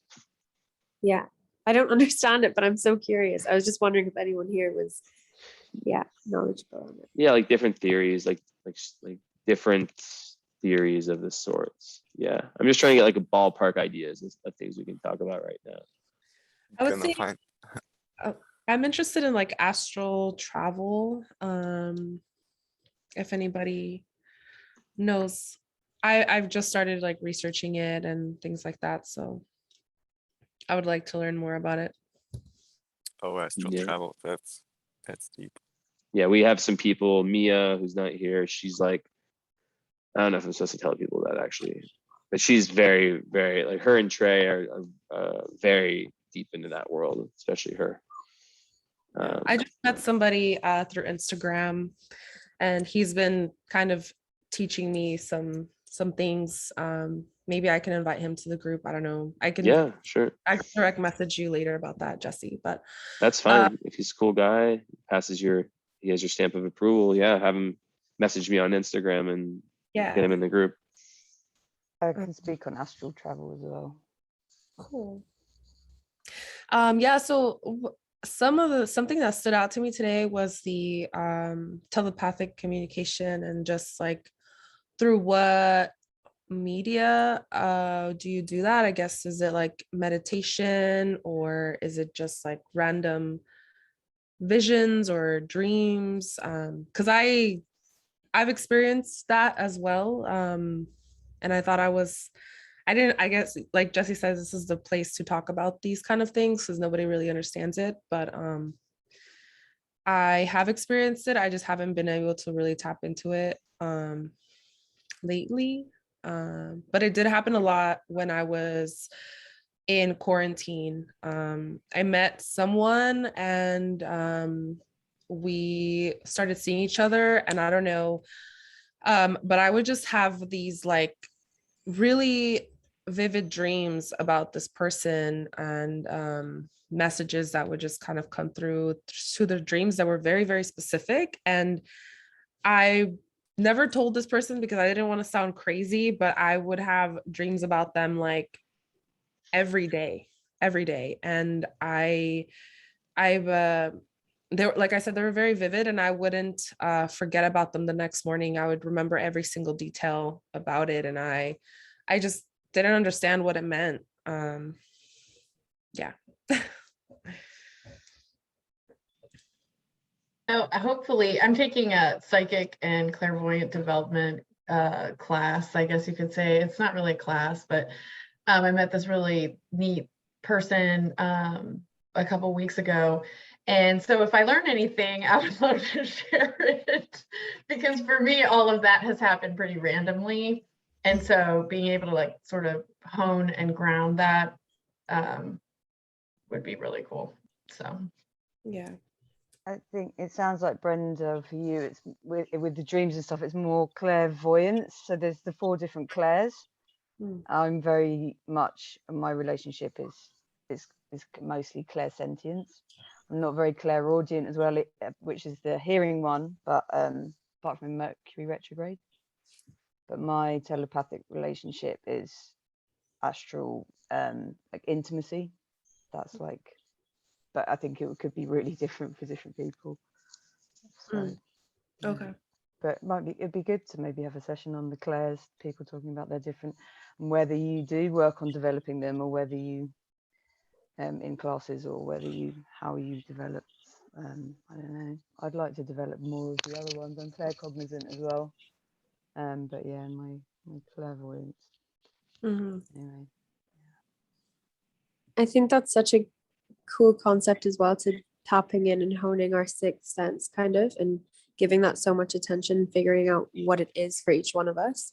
But I Yeah. think as well, Brenda, what you were saying about like feeling, I was thinking of it today, actually, the way we have connections with so many different people, and then almost visualizing or imagining like a circle on your body from that connection. And then it creates a cord to the other person's body or circle on their body. And this might not make sense, but I'm trying to explain it the best I can. But Yeah. every time you make a connection with someone, it's almost like you add a circle or an energy center on your body.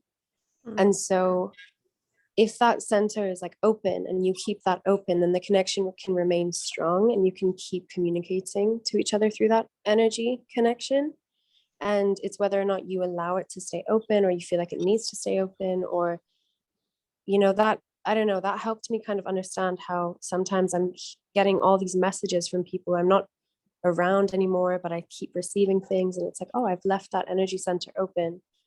Should I maybe nurture it, close it, put it away, or should I allow it to stay open? Yeah. Yeah, for me, it's very emotional. So this is probably the second time that it's happened, where I feel like I can communicate with somebody. The very first time it happened was with my younger sister.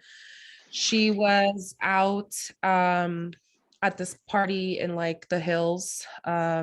So for some, and she was kind of like a wild child. She was a little younger than me, kind of reckless, always partying. And for some reason that night, and so it wasn't rare for her to like be out late and stuff like that.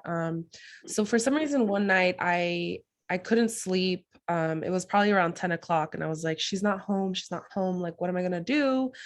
I just feel so worried. And sure enough, I remember I had a test or an exam the next day, and I was like, I can't stay up waiting for her, and she didn't answer her phone. So I left the phone on my chest in case she called.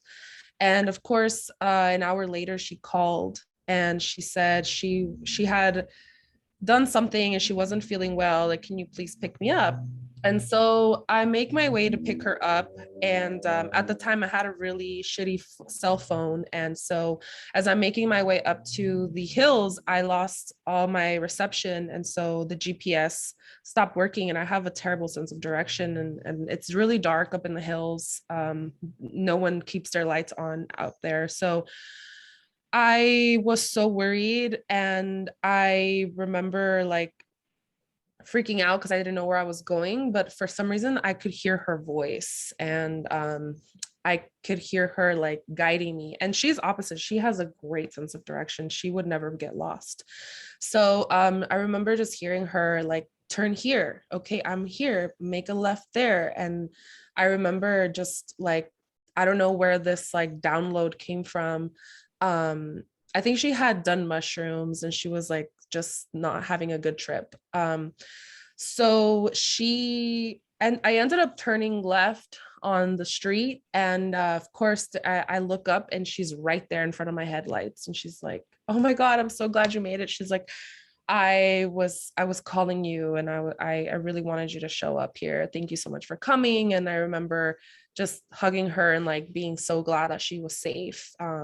And then the next day we still talk about it. We're like amazed that that happened. And we tell some people, not a lot of people, but we're like, we have this like connection in that way. But it's just, it's something that was like the very first time, and maybe that was maybe like 11 years ago. Yes, so that was the first time. The second time was I was actually on psilocybin. I was taking mushrooms and I was just at home chilling, and this was last year around October. My grandmother was passing away, and I wasn't aware of it, and I was just hanging out with some friends, and all of a sudden we're having a good time, and all of a sudden I start talking about her and my experience with her. And she was not very kind when I was growing up. So I remember saying something like, you know what, I forgive her, I understand her. And I feel like she was like asking me for forgiveness as she was passing on.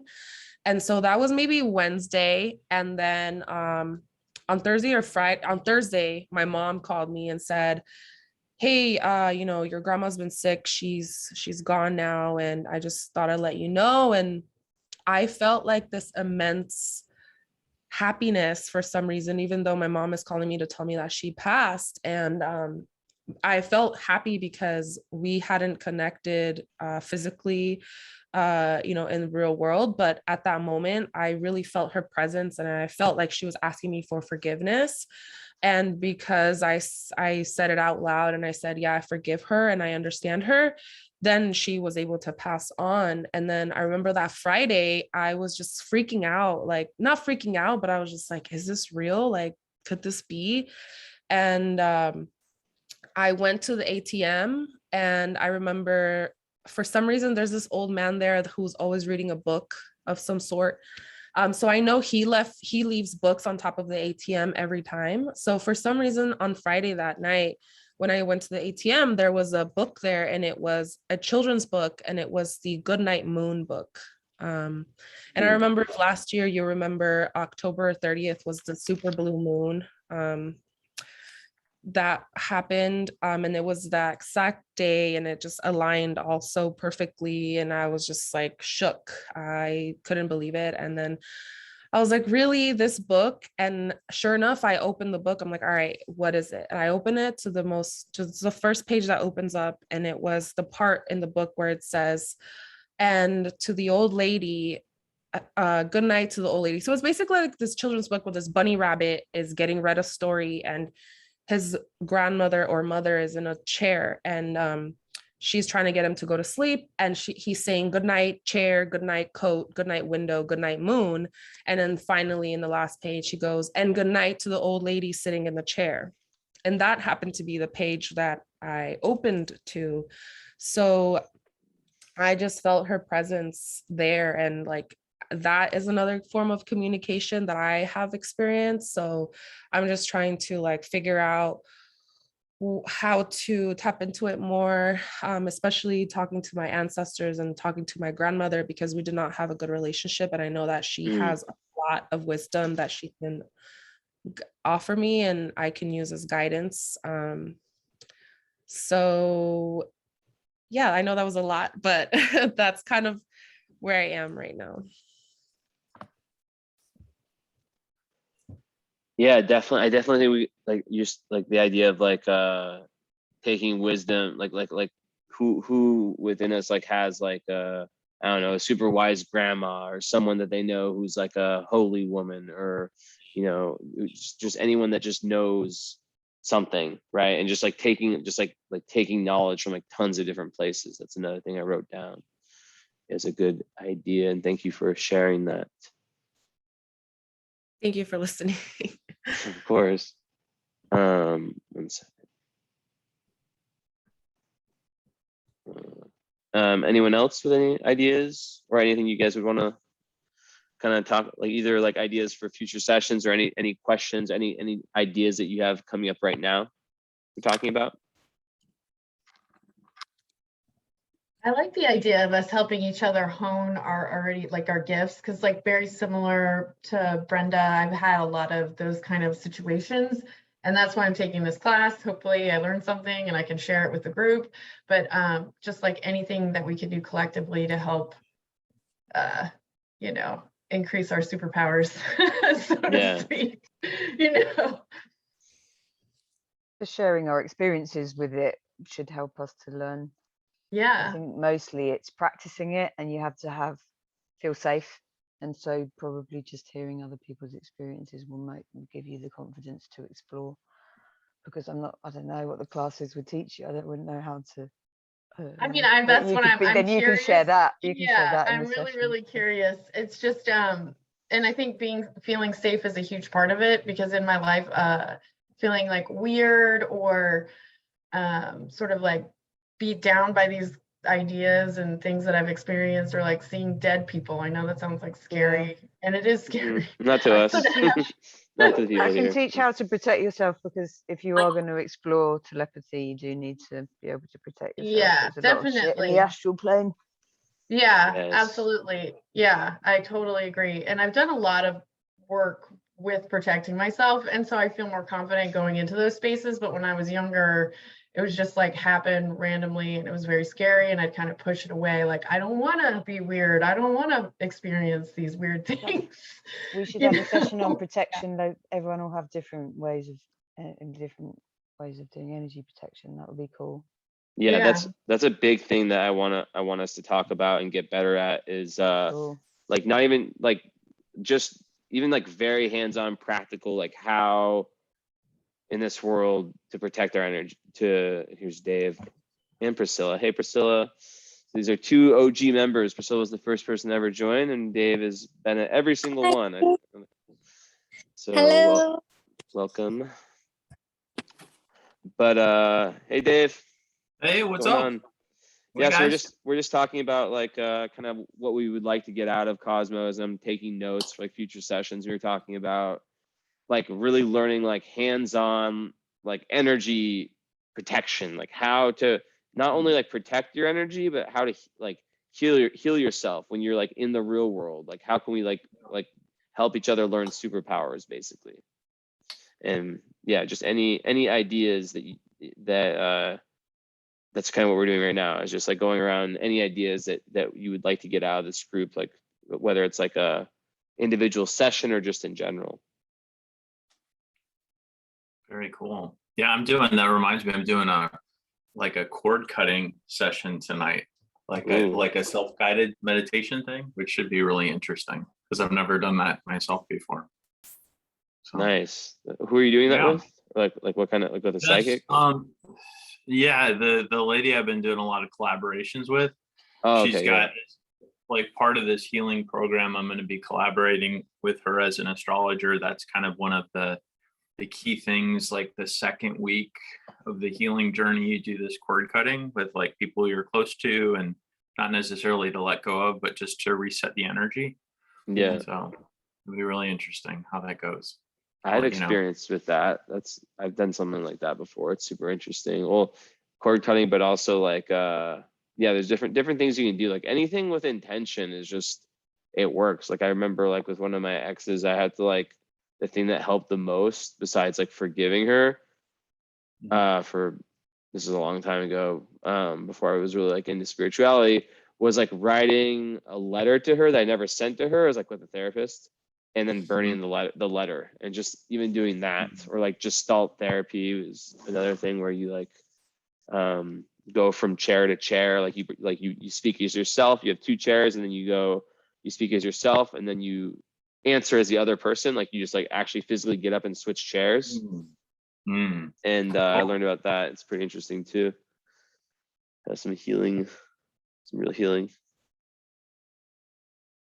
Yeah, kind of going through those like real intentional steps to shift some things, I think, is the important thing. Otherwise, it just kind of stays in that same wherever it's been.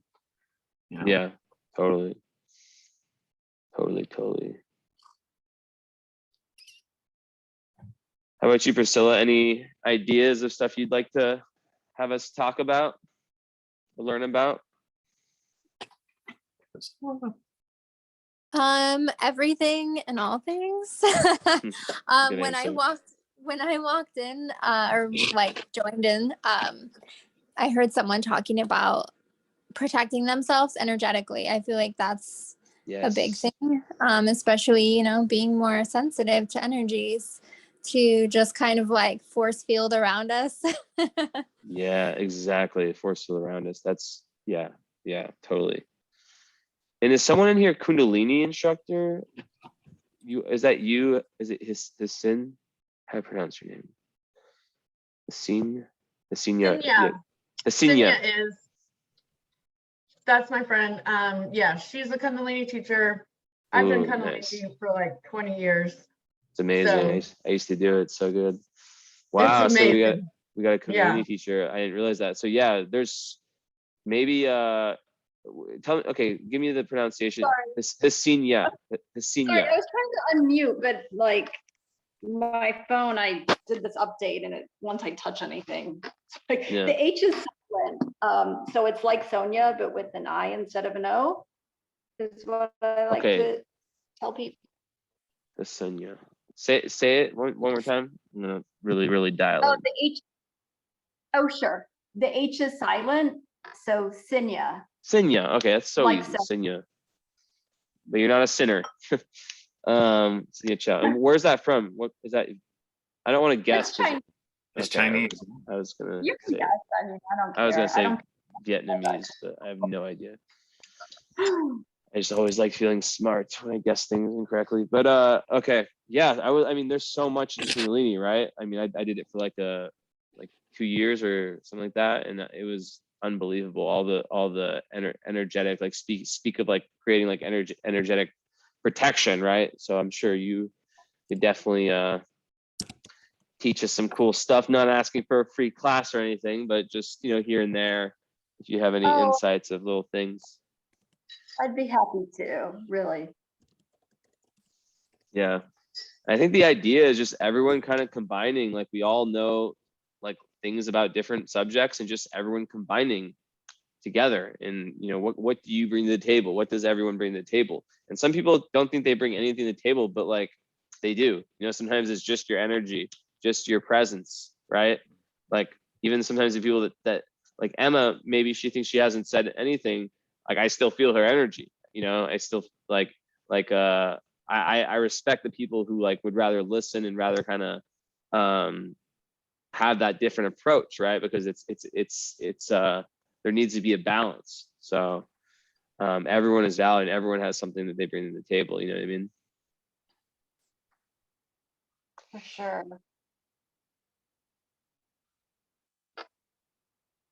So how often are you meeting, or how often does this happen?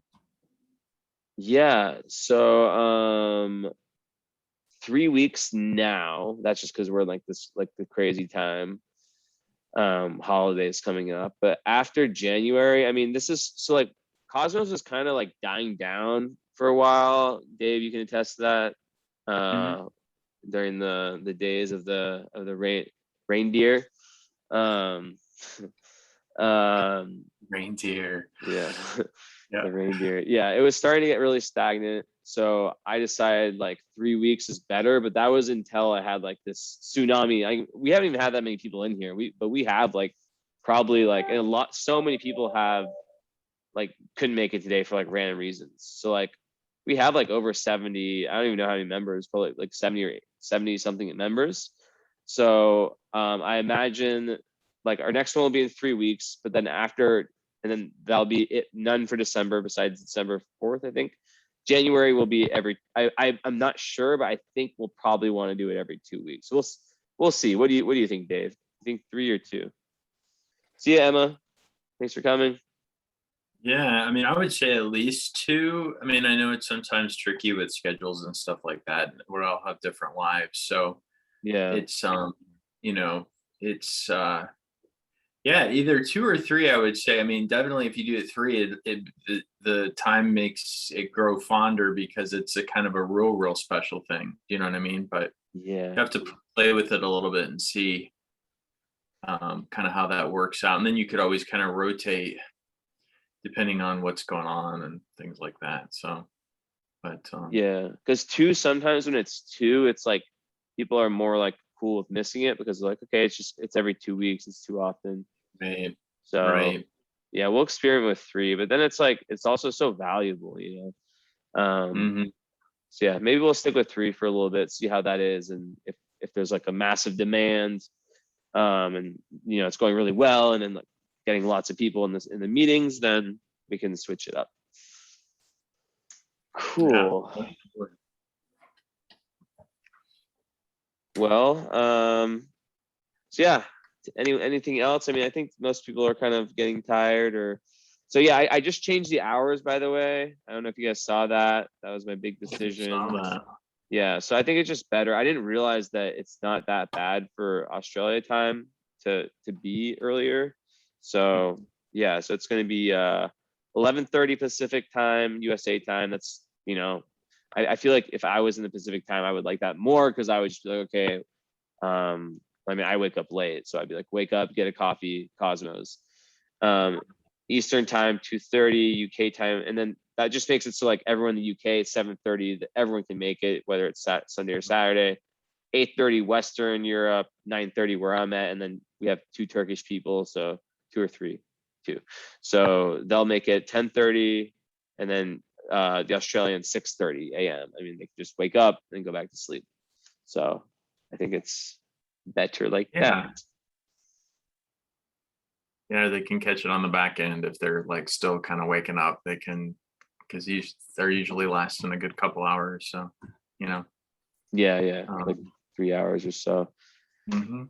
Although today will be, I think, a little bit shorter. I mean, yeah. Anyone else have anything else to add? Any suggestions? Because yeah, today I really just wanted to kind of, like, I was a little bit nervous about today just for a while, because like, shit, we've been losing momentum, but now that so many people have been added, all that anxiety is gone. So I knew today was just gonna be more about touching base, getting it started, and then once it started, the ball starts rolling and the momentum starts going. So yeah, anything else?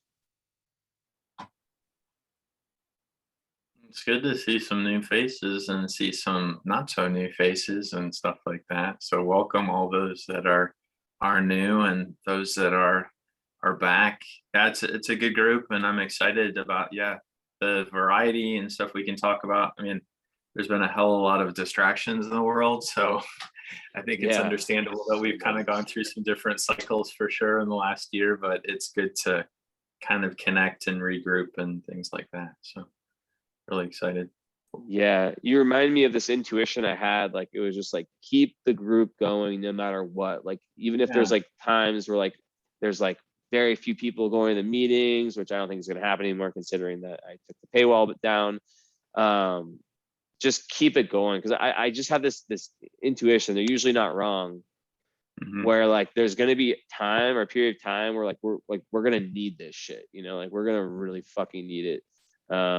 And I feel like this summer, and then even the time after the summer, like people are just running around so much, and everyone has so much karma going on. Speaking of what we were talking about earlier, Tracy, but I think it's going to calm down, and I think it's going to calm down. I think it's just one of those things you just have to keep going, just keep having the sessions. And you know, I used to get kind of down when like the attendance levels would be low.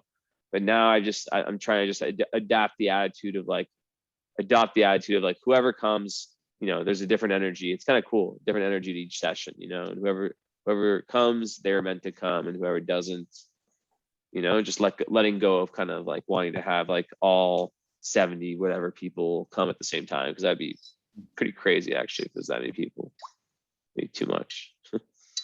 Yeah, it's kind of like having a regulars table, like where you have a location where you meet in a coffee shop or a bar, where you've got a table in the back where people just, you know, meet. Like if you have it like a regular type of thing, that is from my European days, that was kind of the thing, right? You just have an open, like a regular standing thing, and then you kind of, it's like the regulars club, and you come if you can, and if you can't, then you can't make it. But yeah. So this year has been dynamic. It's, you know, numerology, it's a 5 year, so it's been dynamic as hell. I think next year is going to be a little more chill. I think is 6 like Virgo energy? 6 is more, 6 is more like, okay, let's calm down and like dedicate ourselves to something. 5 is like all over kind of energy, which has its own purpose, but I think next year's going to be a little, and we go from Jupiter in Aquarius to Jupiter in Pisces. So I think that's going to be a little more. That is huge. Yeah. Cause chill. we're running around a lot.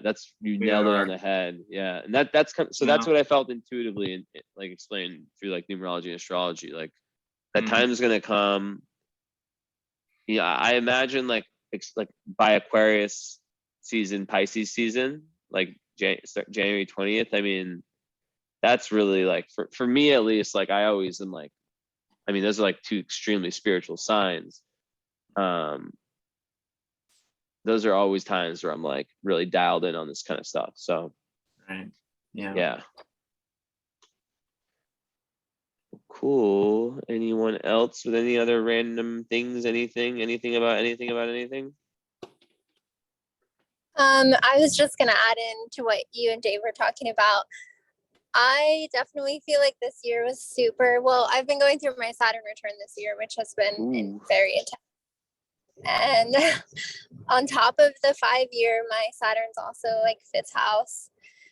So yeah, I feel like for a while I had to like cut off lots of different energies. Because there was just so much chaos going on in my life. I feel like next year with the 6th year, it'll be so much better. And I've like integrated more of the Saturn stuff as well. So yeah, I'm excited for it. Yeah, totally feel you. I think everyone's in like somewhat of the same boat, and yeah, 6th year, huh? So that's so interesting. But yeah, I'm happy that I followed that urge to just go fucking wild in terms of like inviting like the best people. We've only seen like a small percentage of them today, but it was still awesome, and I think it's just gonna be an asset for all of us to have this community and be able to speak about what we're interested in without things can get real lonely when you don't have spiritual friends in your geographic vicinity. Priscilla, I think you nailed the word with integrate. I feel like the time we're in right now is very hard to integrate things. There's just too much going on. Like there's a lot of variety and dynamic stuff, but I think I'm eager to get to a place where we can kind of be like, oh, okay, all this kind of chaos has been going on. Now, how do we integrate it? And right now it feels like we're in the throes of things still, which has its necessary dynamic as well to change things, because there's been a lot of stuff that's very outdated and is needed to change. Like it's well overdue, but I do definitely feel like we need kind of a little bit of a lull to process and bring it all in and integrate stuff. At least from my perspective. 1,000%. Like I am so excited for next year for those reasons. Like who knows what's gonna happen next year. I just feel like just getting past all this chaotic energy, and when my Saturn has been direct, it's finally not right now.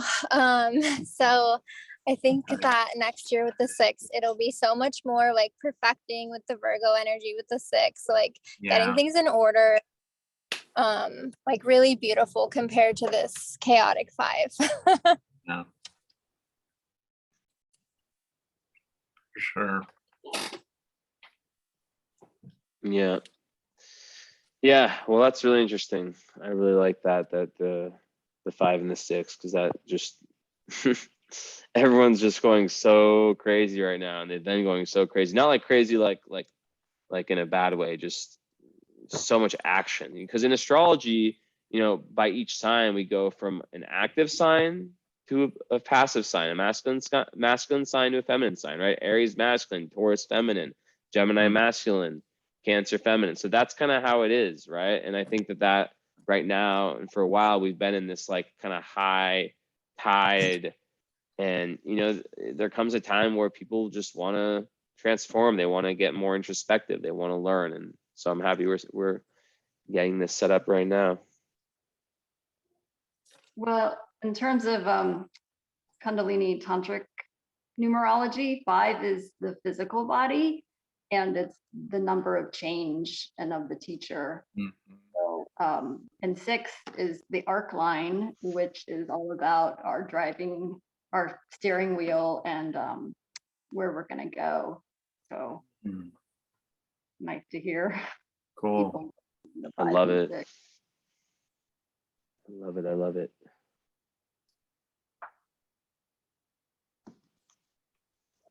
All right. Well, someone gonna say something? No. Yeah, I think I have quite a few ideas written down here.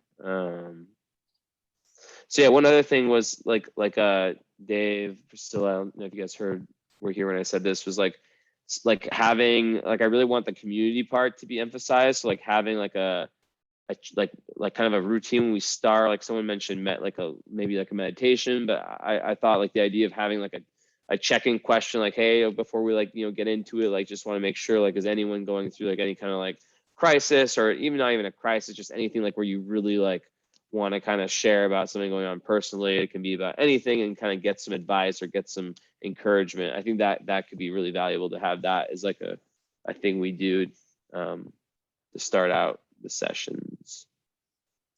I think that sounds like such a good idea, having that check-in in the beginning and having maybe like a short meditation together so we can all just ground the energy. Mm. Yeah, totally.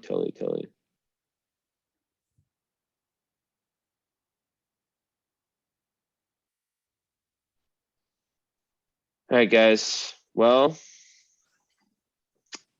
it's been a pleasure. There's 6 of us left. Thank you all for coming. So yeah, next one will be December 4th, and it'll be a little bit earlier. So I hope that is good for everyone. I expect a lot of the European people to be able to join. And yeah, that one will probably come with like some type of like topic or some type of agenda. Like I said, I want to keep things like fluid and opportunity for all, like, not like to be stuck into a constraint, but this one I just want to kind of have no plan and just talk and just see, kind of meet people and kind of set some objectives. I'm like a therapist right now, setting objectives. But yeah, the next one can expect to have some type of loose plan. So yeah. Sounds good. Thank you so much for creating this space. This was awesome. Yeah, thank you for joining, guys. And yeah, just keep coming if you like it, and it's going to be great. So patreon.com/Jesse Innocent Astrology is where you can see the recordings. I have them on YouTube, but don't worry, it's private YouTube, so you can only access it through the Patreon. And yeah, it's like I said, it's free with optional donation if you do feel like doing that. There's like a whole link on Patreon, but that is not the point of this. The point of this is to get people together. So happy you guys all came, and we will talk in the chat. And December 4th at 2:30 Eastern time instead of 4 Eastern time. It's a Saturday. It's a Saturday. We're going back and forth between Saturday, Sunday until we get it right, until we figure it out. Cool. Thank you. All right. Thanks, Jesse. All right, guys. Welcome back. Yeah, thank you. Welcome back to everyone. Welcome back. Welcome and welcome back. That's right. See you guys. All right, guys. See ya. Bye-bye.